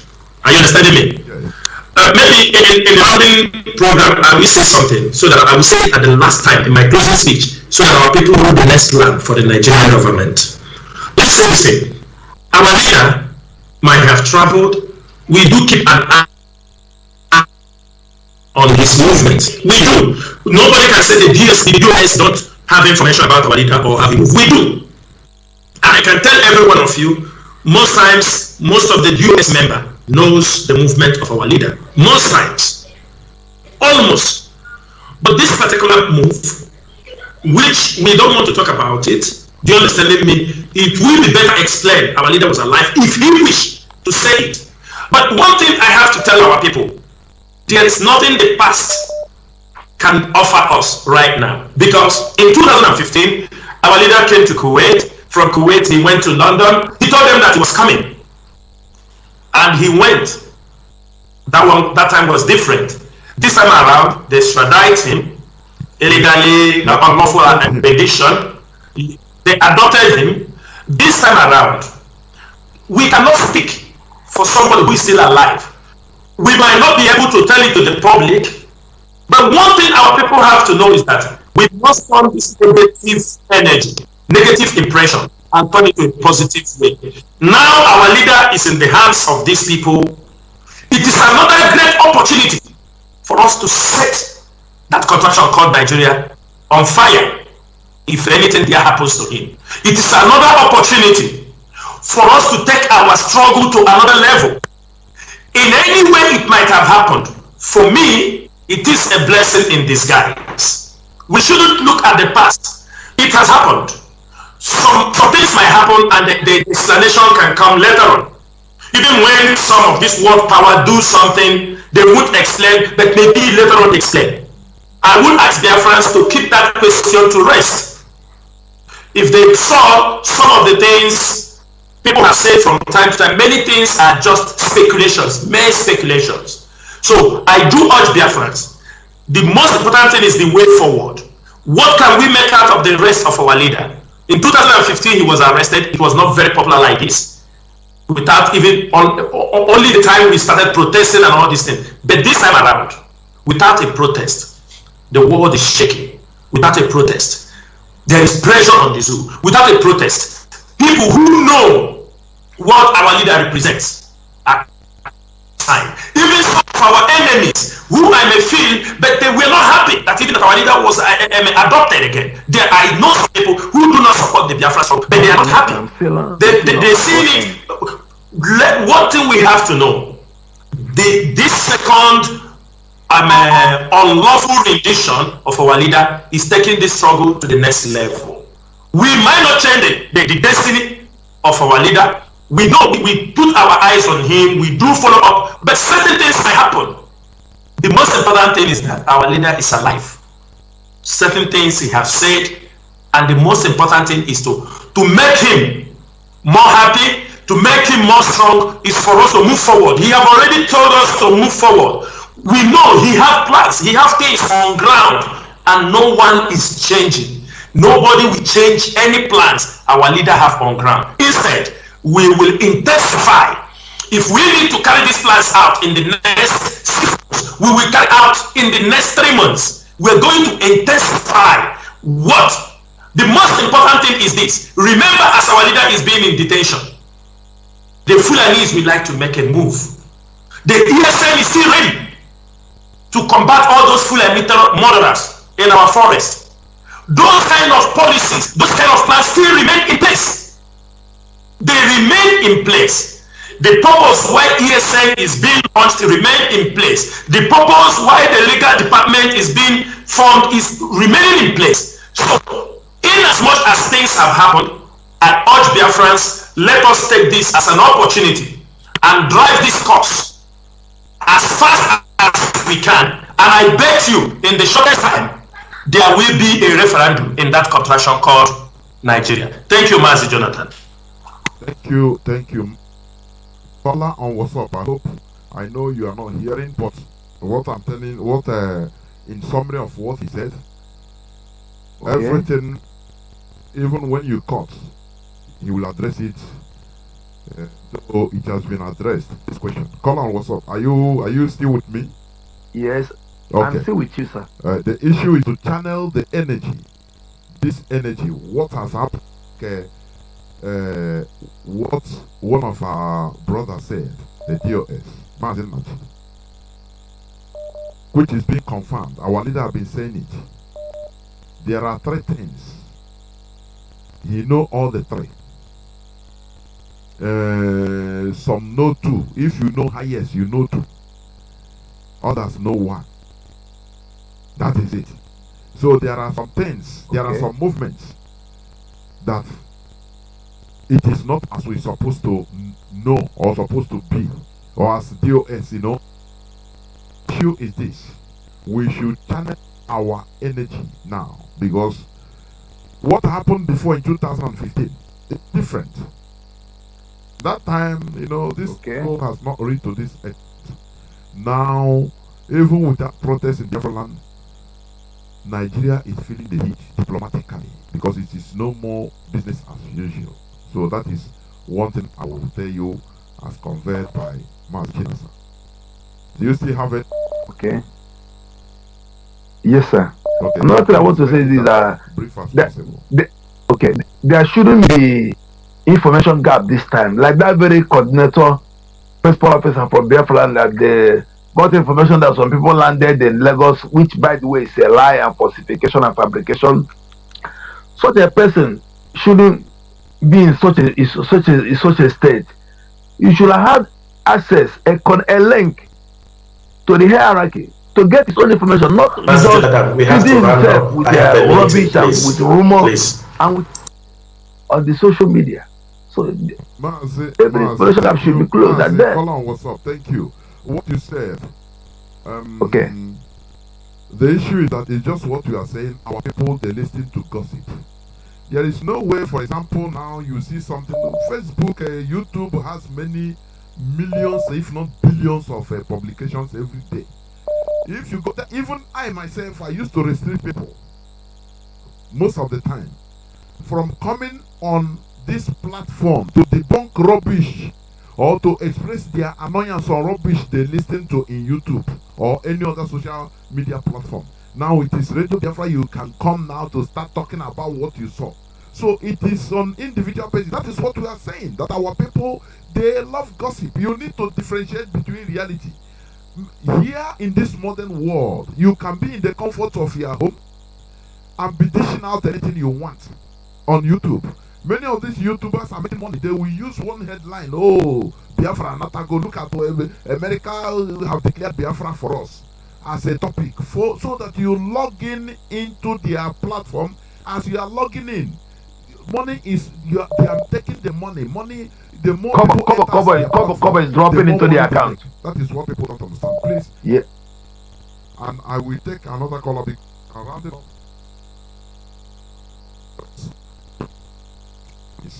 Caller on thank you for having me. God bless you. And you too. Yes, my brother. Caller yes, thank you, my brother. Yes, call on signal. Please make it as brief as possible because we are rounding off. I will. I do. Good evening, Biafrans, and good evening, members of the Directorate of State. My name is Ifan Chukwu Madabuchi, and I'm calling you from the Kingdom of the Netherlands. I just want. I don't call to ask you questions because so many things have been exhausted. I call to thank you, all the members of the Directorate of State, starting from the head, and all our principal officers around the world. People tend to forget that members of the Directorate of State and the other principal officers are servants and volunteers, and people don't appreciate them. It hurt me, it pained me, the castigation I get even from my own principal officers directed to the members of the Directorate of State. Not that they have done anything wrong, but by their own conjecture and the accusation and whatever, and if you see them face to face and say, that person you are castigating, do you have anything that you will say he have done? No, I'm just saying. So what I'm saying, what I call in essence is to thank all members of the Directorate of State, which is the highest administrative body of IPOB for people who don't know.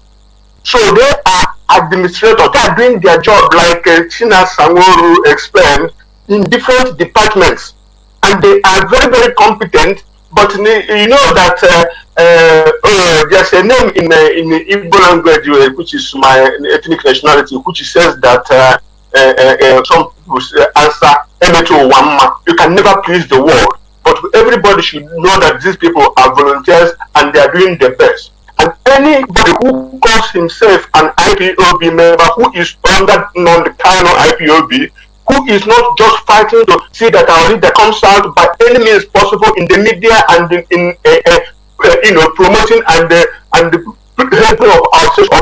Anybody who is not fighting for Biafra, anybody who is just trying to scream.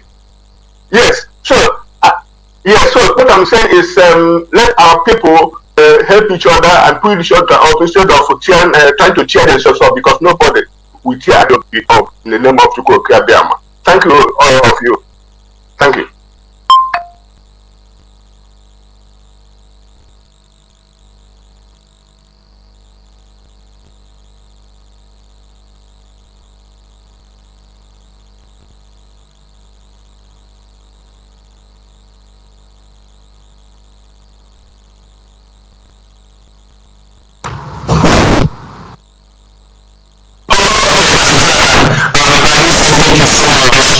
For bringing us onto this program. I assure listeners that members of the Directorate of State, from the HOD and the deputy HOD and the other members of the DOS will be coming on air to address pertinent issues that need to be addressed. Also, the coordinators will also be coming on air. This is a tradition that we normally, do anytime we have the houses, especially on the dictation of our leader. We know when to come out. We don't just come out anytime to talk. Also, I urge every Biafrans, wherever you are, put in your mind that Mazi and Kanu have done almost 80%. It takes people like Mazi and Kanu, a radical individual like him, to drag every one of us out. It is the belief that we have in his vision. It is the belief that we have that Biafra will be restored. It is right there in our face. We cannot at any given time have a doubt in what we are doing without shooting a gun. We have brought the Nigerian government and their agents to their knees. Imagine the day we will go into a full-time war. Imagine what will happen. We have promised them And we have told them time without number that 2021, it is not 1967 to 1970. But we do love for them to underrate us, because some of them know us. They have seen us, but they don't know what is inside us. They do not know that as long as we live and the spirit of Biafra is inside us, we are no more normal like those people they used to see. Mazi Nnamdi Kanu have done his job. It is our own job to continue, because this Biafra struggle is already in autopilot. He has put everything in motion, and our duty to make sure that this struggle gets to its logical conclusion, which is restoration of Biafra. We do not care. We are not kids any longer. People cannot tell us stories. We do not, one thing everybody have to know is whenever the Nigerian government talk about dialogue, put in your mind, they have their evil plans. That is why we will continue to be very watchful. We will continue, and I do promise every Biafran, as members of the Directorate of States, anything, any discussion pertaining the restoration of Biafra will be discussed in public. There is nobody who will discuss the restoration of Biafra or the independence of the indigenous people of Biafra in private. Always there is room for discussion, but it must be in public.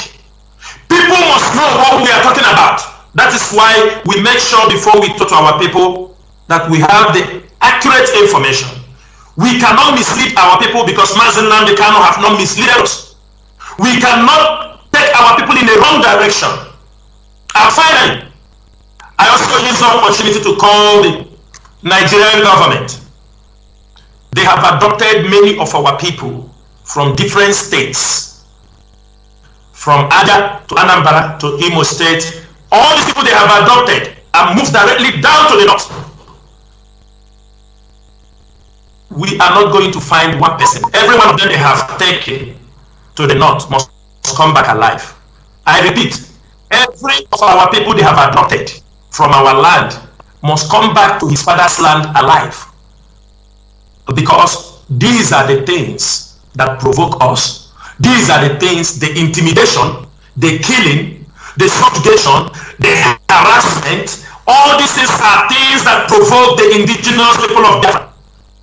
And we continue to say, if there is no justice, there will be no peace. If there is no Biafra, there will be no peace. Mazi Jonathan, once again, I say thank you for all of you who are holding this mic all these years, preaching the gospel to our people. And I will tell you, this DOS, those who are Mazi Nnamdi Kanu have left, will never disappoint Biafrans. We are meticulous in our approach. We are very calculated in anything we are doing. And besides, Mazi Nnamdi Kanu knows that this leadership, those who are in the those who are at the leadership level for this struggle, they are all capable to take this struggle to the next level. There is nothing to fear of. The only thing is this: rise your voice for the release of our leader Mazi Nnamdi Kanu.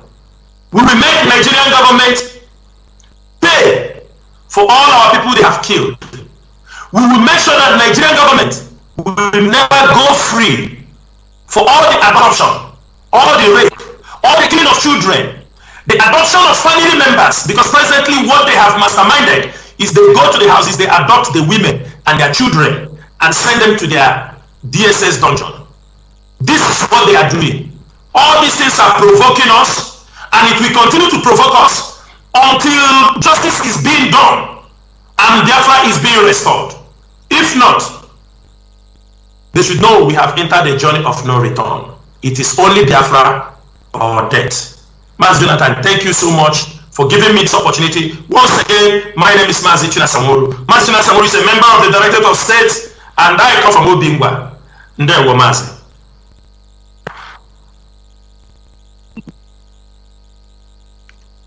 Thank you. Mazi. Thank you, Mazi Jonathan, for this opportunity to speak to Biafrans all across the world. To our leader, Mazi Nnamdi Kanu, the structure which he has laid down, wherever he is proud of us. And our prayer is this: wherever he is, that the angels of heaven will continue to be with him, to guide him from the hands of the Zulu Janjaweed and their DSS agents. He will be guided in the morning, in the afternoon, in the evening, and no harm shall befall him. And he must be rest assured that Biafrans all across the world are with him at this very difficult moment. We have all vowed never to abandon him, and we will never abandon him. Come rain, come shine. Biafrans all across the world, I want us to always put the word of our leader into practice. He said, we have crossed the Rubicon, and it is a fact, a point of no return, that this generation of Biafra is that unique generation and that golden generation that will restore this very land, this precious land of ours, called the land of Biafra. It doesn't matter what the Zulu will do or what they have done. One thing is certain, that in this our generation, the sovereignty of the state of Biafra must stand. It doesn't matter what they do. It doesn't matter what the gender we do. It doesn't matter the number of Biafrans they have kidnapped, killed. Our women, our men. It doesn't matter how many hundreds are right there in Niger, in Niger State, whom they have kidnapped and transferred to Niger. There you begin to ask yourself as a Biafran, what is a Biafran doing in Niger State? This is the situation we have find ourselves, and that is why our generation have vowed that it is either Biafra or Biafra. It doesn't matter what they do. It doesn't matter how many more they intend to take to Zamfara State. But one thing is certain, there will be consequences. And this generation of Biafra, we will never forgive. That is our promise. Not even now, not tomorrow, not ever. Our children, and yet generations of them will never forgive the atrocity of the Nigerian state. Now, they have a golden moment right now. They are right now with our leader. It is an opportunity for the Nigerian state to dialogue with our leader on the right to self-determination, which the Nigerian state concorded with the United Nations to abide on. It is a time for whoever is the president to remember the word he said to the Palestinian people, that they have the right to self-determination, and that Israel should respect the right of the Palestinians the right to self-determination. It is the time for that same Nigerian state to abide on that very right, which the president preached, the right of Biafrans to self-determination. We have the same rights as he publicly told the United Nations in the United Nations Council before the global world. That is what they should start applying in the issue regarding the state of Biafra. We are fighting a just cause. We have not asked the North to give to us what belongs to the North. We are asking our right to self-determination, our right to referendum, our right, which is democratically process, a democratic process, which the Nigerian state must respect. And we are using this opportunity to call on the Kenyan government and the Kenyan people. It is time to hold their president accountable for the abuse of power. They must ask their president, what have you done to the world? Not just to Biafrans. It is time for them to ask their president and hold their president accountable for misusing his executive power. For the Kenyan government, if they fail to disassociate themselves and come out in public to tell the world that the atrocity we executed against our leader was for the interest of the Nigerian government, if they fail to tell the world, one thing they must take into account is this: we and generations unborn will never forgive them. They have just laid the foundation for more trouble to come with the Biafran people. And it is time for the Biafran people all across the globe to boycott the Kenya Airways. Boycott the Kenya Airways.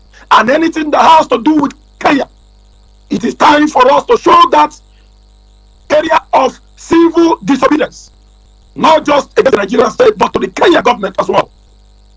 And time as well for Britain to come out clean. They should come out clean and tell the world how to defend their citizens.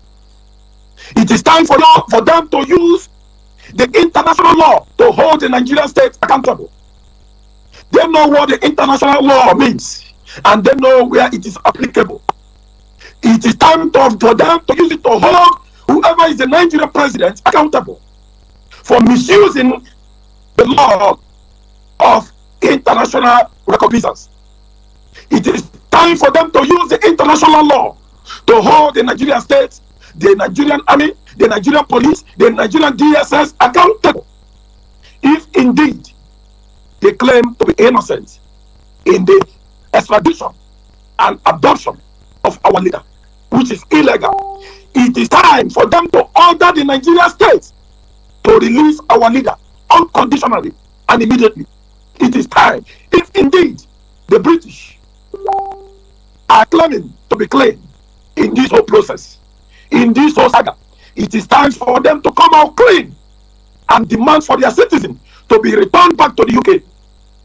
It is time for them to tell the Nigerian state, look, our citizens' health, who is under your custody, is in jeopardy. He must be returned back immediately for medical treatment. It is time. And Britain, on we Biafrans, that very responsibility. It is time. That is why we are telling them, we are not accusing them of anything yet, but their body language and how they go as far as releasing our leader as soon as possible will determine their sincerity in this whole saga. Biafrans, friends and Biafrans, wherever you are, remain resolute, remain formidable. Remain formidable. It is time for us to double our efforts. Remember, we have crossed the Rubicon, a point of no return. Our donations must continue for our men at home to continue the work for them to execute. Remember, in the next few days and weeks to come, there will be action. There will be action. We are not here to publicize what we shall be doing in the nearest future. But take it, rest assured, we, this generation, we will surely overcome and do the needful. And they want to thank you so much, Mazi Jonathan. Back to you.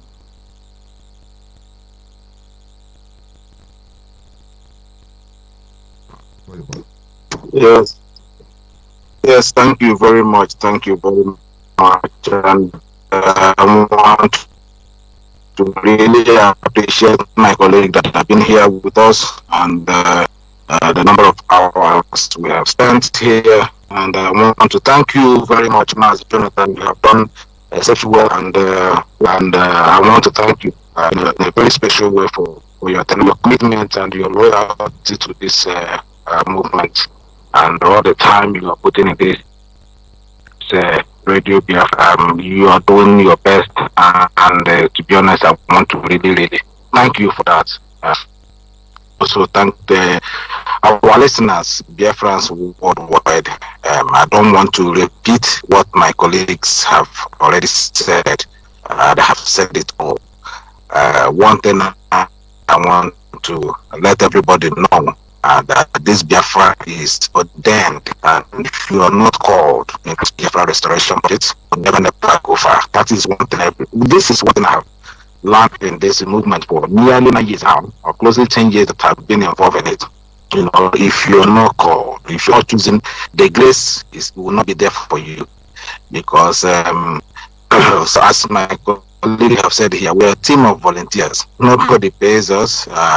We do what we do out of passion and love, and also to make way to our, offspring and unborn children. You know, it's very, very important we know why we're doing what we're doing. I keep saying this, if my father and our ancestors did not put up a resistance over this Fulani that our governors and politicians are giving and paving way for them to come and search, if you're some of those of you that your father actually participated in Biafran resistance movement, against the Fulani invaders. If they have not done that, took that drastic step, probably some of us would have not been born. Some of us would have been probably called one Malam name or Muslim name. I don't know what would have been our fate today. But it is very sad, isn't it? Very, very sad that what our father fought for nearly 3 years. They sacrificed their life. We lost nearly approximately, if you are counting from that time to today, we have lost closely 8 million people or more have been killed. Only just in a couple of months of this Fulani invaders in our land, you can see how much we have lost. How many youth now are precisely in Imo State, and check since UB have started, how many of our youth can go? And then that will now put in context what we have lost since 1967 up until date. Put them together, you will know that we are very close to 10 million people. One particular race are losing this number of people, and people playing with the number of people. We have lost in this war, and all in the name of Biafra. And we need to be very tactical in what we're doing. Don't let the enemy use you. Don't be the enemy. It's very, very important that we stick by ourselves and make sure that we get reliable information where is made available for us, and know how to respect and value your own. This DOS that is in place now. We need your help and support. Let me just put it that way. We might not be perfect. You may not like me as Isaiah, but you may not like Mazi Samuel. You may not like those who are our radio presenters, but we need your support to execute Biafra. When Biafra comes, I may like to serve Biafrans as somebody who want to serve my country, my motherland. But it's not something that anybody can force to me, and it's not a must that I must do so. And some of you now will choose who you want to serve, who you want them to serve you. It's very, very important. Okay, so we are asking you just to do all that is necessary. Do your own portion, and let's get this Biafra. Like I said, it's very, very painful that what our fathers fought for is what these governors are bringing back now, giving them free access. Sometimes when you sit down and think about it or think of it, you want to go crazy. So what is the essence that my father spent almost 3 years fighting for? What is the essence that your father fought for? What is the reason they fought? They suffered themselves in 1967, and those who actually, resisted the British all these years. And look at what we called our politicians, what we called our elite, are now the one giving free access, allowing these Fulanis that our father resisted years ago, knowing how dangerous and how vicious these people are. They fought tooth and nail. They give everything they owe there just to stop them from invading, from coming into our land to ravage our land. And these governors now came today, start killing us just to give them access. It's very difficult if you want to go mad. Mazi Kanu saw all these things. After his parents actually even witnessed the Biafra, also under what was coming and what is coming. And they stood up, and in the process they paid, and our leader now at the same time. And people are still coming here asking what did our leader went to Kenya to do. So they want us to come here on live for him.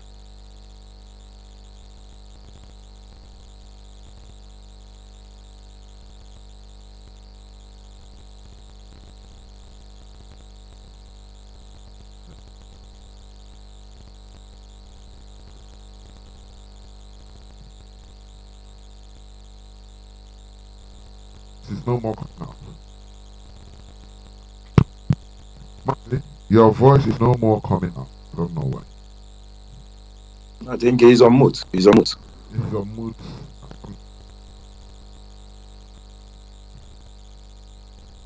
Mazi, are you still there? It seems to have lost him, Mazi. I'll proceed to closing the program. Thank you very much. Okay, let me just quickly round it off. I don't know what the problem is. Okay, all right. Let me just summarize it.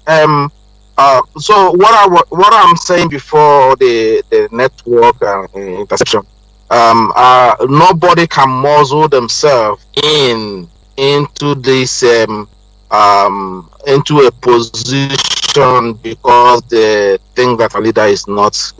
Our people need to understand, the source of IPOB. Don't let anyone fool you. Don't let anyone distract you. Be careful what you are reading on the social media. Get information from the right source. We have structures where you can obtain information, a very useful information that will guide you. So anybody trying to use or take an advantage that our leader provided for us to to move this magnitude of movement to our destination, just to ride on the back of our onion. Do not allow that. Do not let that to distract you. Remain focused. And I want to use this opportunity again, please, to Biafrans worldwide. To place, we lost one of our strongest member here in Ireland. I was coming from the funeral today. We went to let her to rest. It was a very difficult moment for IPOB Ireland, and we also need your prayers. That's a very young woman that has been with us since 8 years in this program, in this Biafra, process, and we just lost her for no serious reason. This is what we are facing here in diaspora. It's not the best result for us, but remember, Pastor Henry, Mazi Henry, Oriako Igwe is on Facebook. Go there and send a condolence message to him. He lost his wife, and we went today and let her to rest. And also want to use this opportunity to announce to all of you that the IPOB Ireland is going to start their protest next week Thursday. So you can follow us through my Facebook account, Mazi Izayoba or Itazayoba. I'm both on those accounts. Follow us. We'll be relaying that live to you, so for you to see how we are doing it here.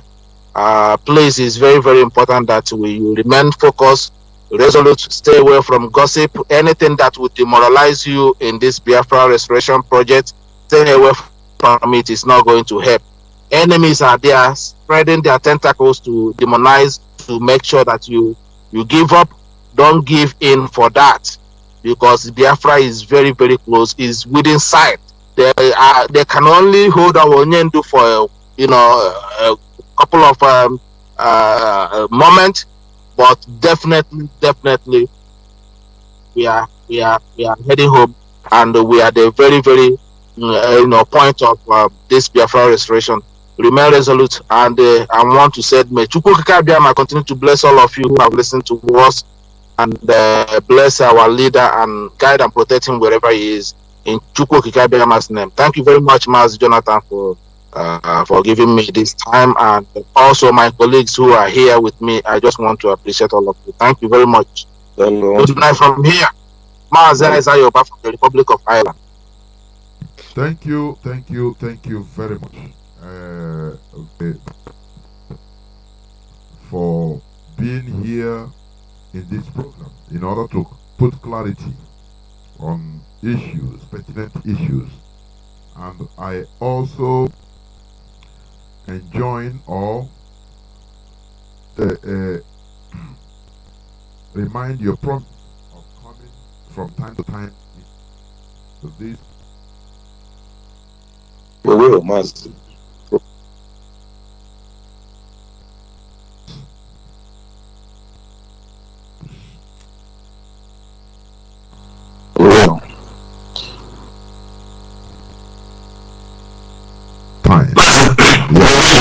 Yes, thank you so much, Mazi. Thank you. Thank you so much. Thank you. And goodbye again. Okay. Mazi, goodbye. Thank you so much. Thank you. Isn't this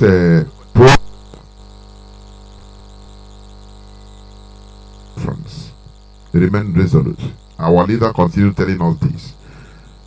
Our people should stop being distracted. Our people, we should stop being distracted with any slightest thing. We'll start chasing shadow. It is very bad for business. Restoration of a nation is not a joke. Many things will be thrown or are being thrown to us. Therefore, please remain resolute, disciplined, and consistent. That is the key. That is why, the reason why the Fulani, they are in charge. Because they have been consistent since 217 years in Nigeria. Just imagine. 17 years since 1804 till today. They have been consistent in what? Conquest, trying to conquer the indigenous people in that contraption. That is why they are using every method possible. They never lose focus. Any generation that is going old, they will train their next generation, admonish them not to lose focus on the projects being started by Ottoman Danfodio. Do you understand? I will expatiate on this in subsequent broadcasts, in my subsequent broadcasts. Therefore, please do not be a tool in the hand of our enemies, because our enemies, you go to comment section of platforms, you see them commenting, trying to steer internal trouble. That is what they are trying to do. Do not forget, it is a mind game they are playing. They just do this. Why are you doing? Writing rubbish. And our people should be wise. Not everything you see on Facebook or on social media, you take it to heart that, oh, this is what happened. No. Nigerian media, they dish out fake news also. People dish out fake news. So it's for you to be wise and know. Our leader said, whatever you didn't hear on this hallowed platform, do not regard this until you hear it. That is it. So I don't know why people will be going on YouTube, on anything to they hear something there and they take it at face value. Start, being mad or being dismayed or anything. That's why our leader said, can you handle propaganda? Remember that word. Thank you very much for listening. Tomorrow is another day. My name remains Mazi Jonathan Chinedu. From here.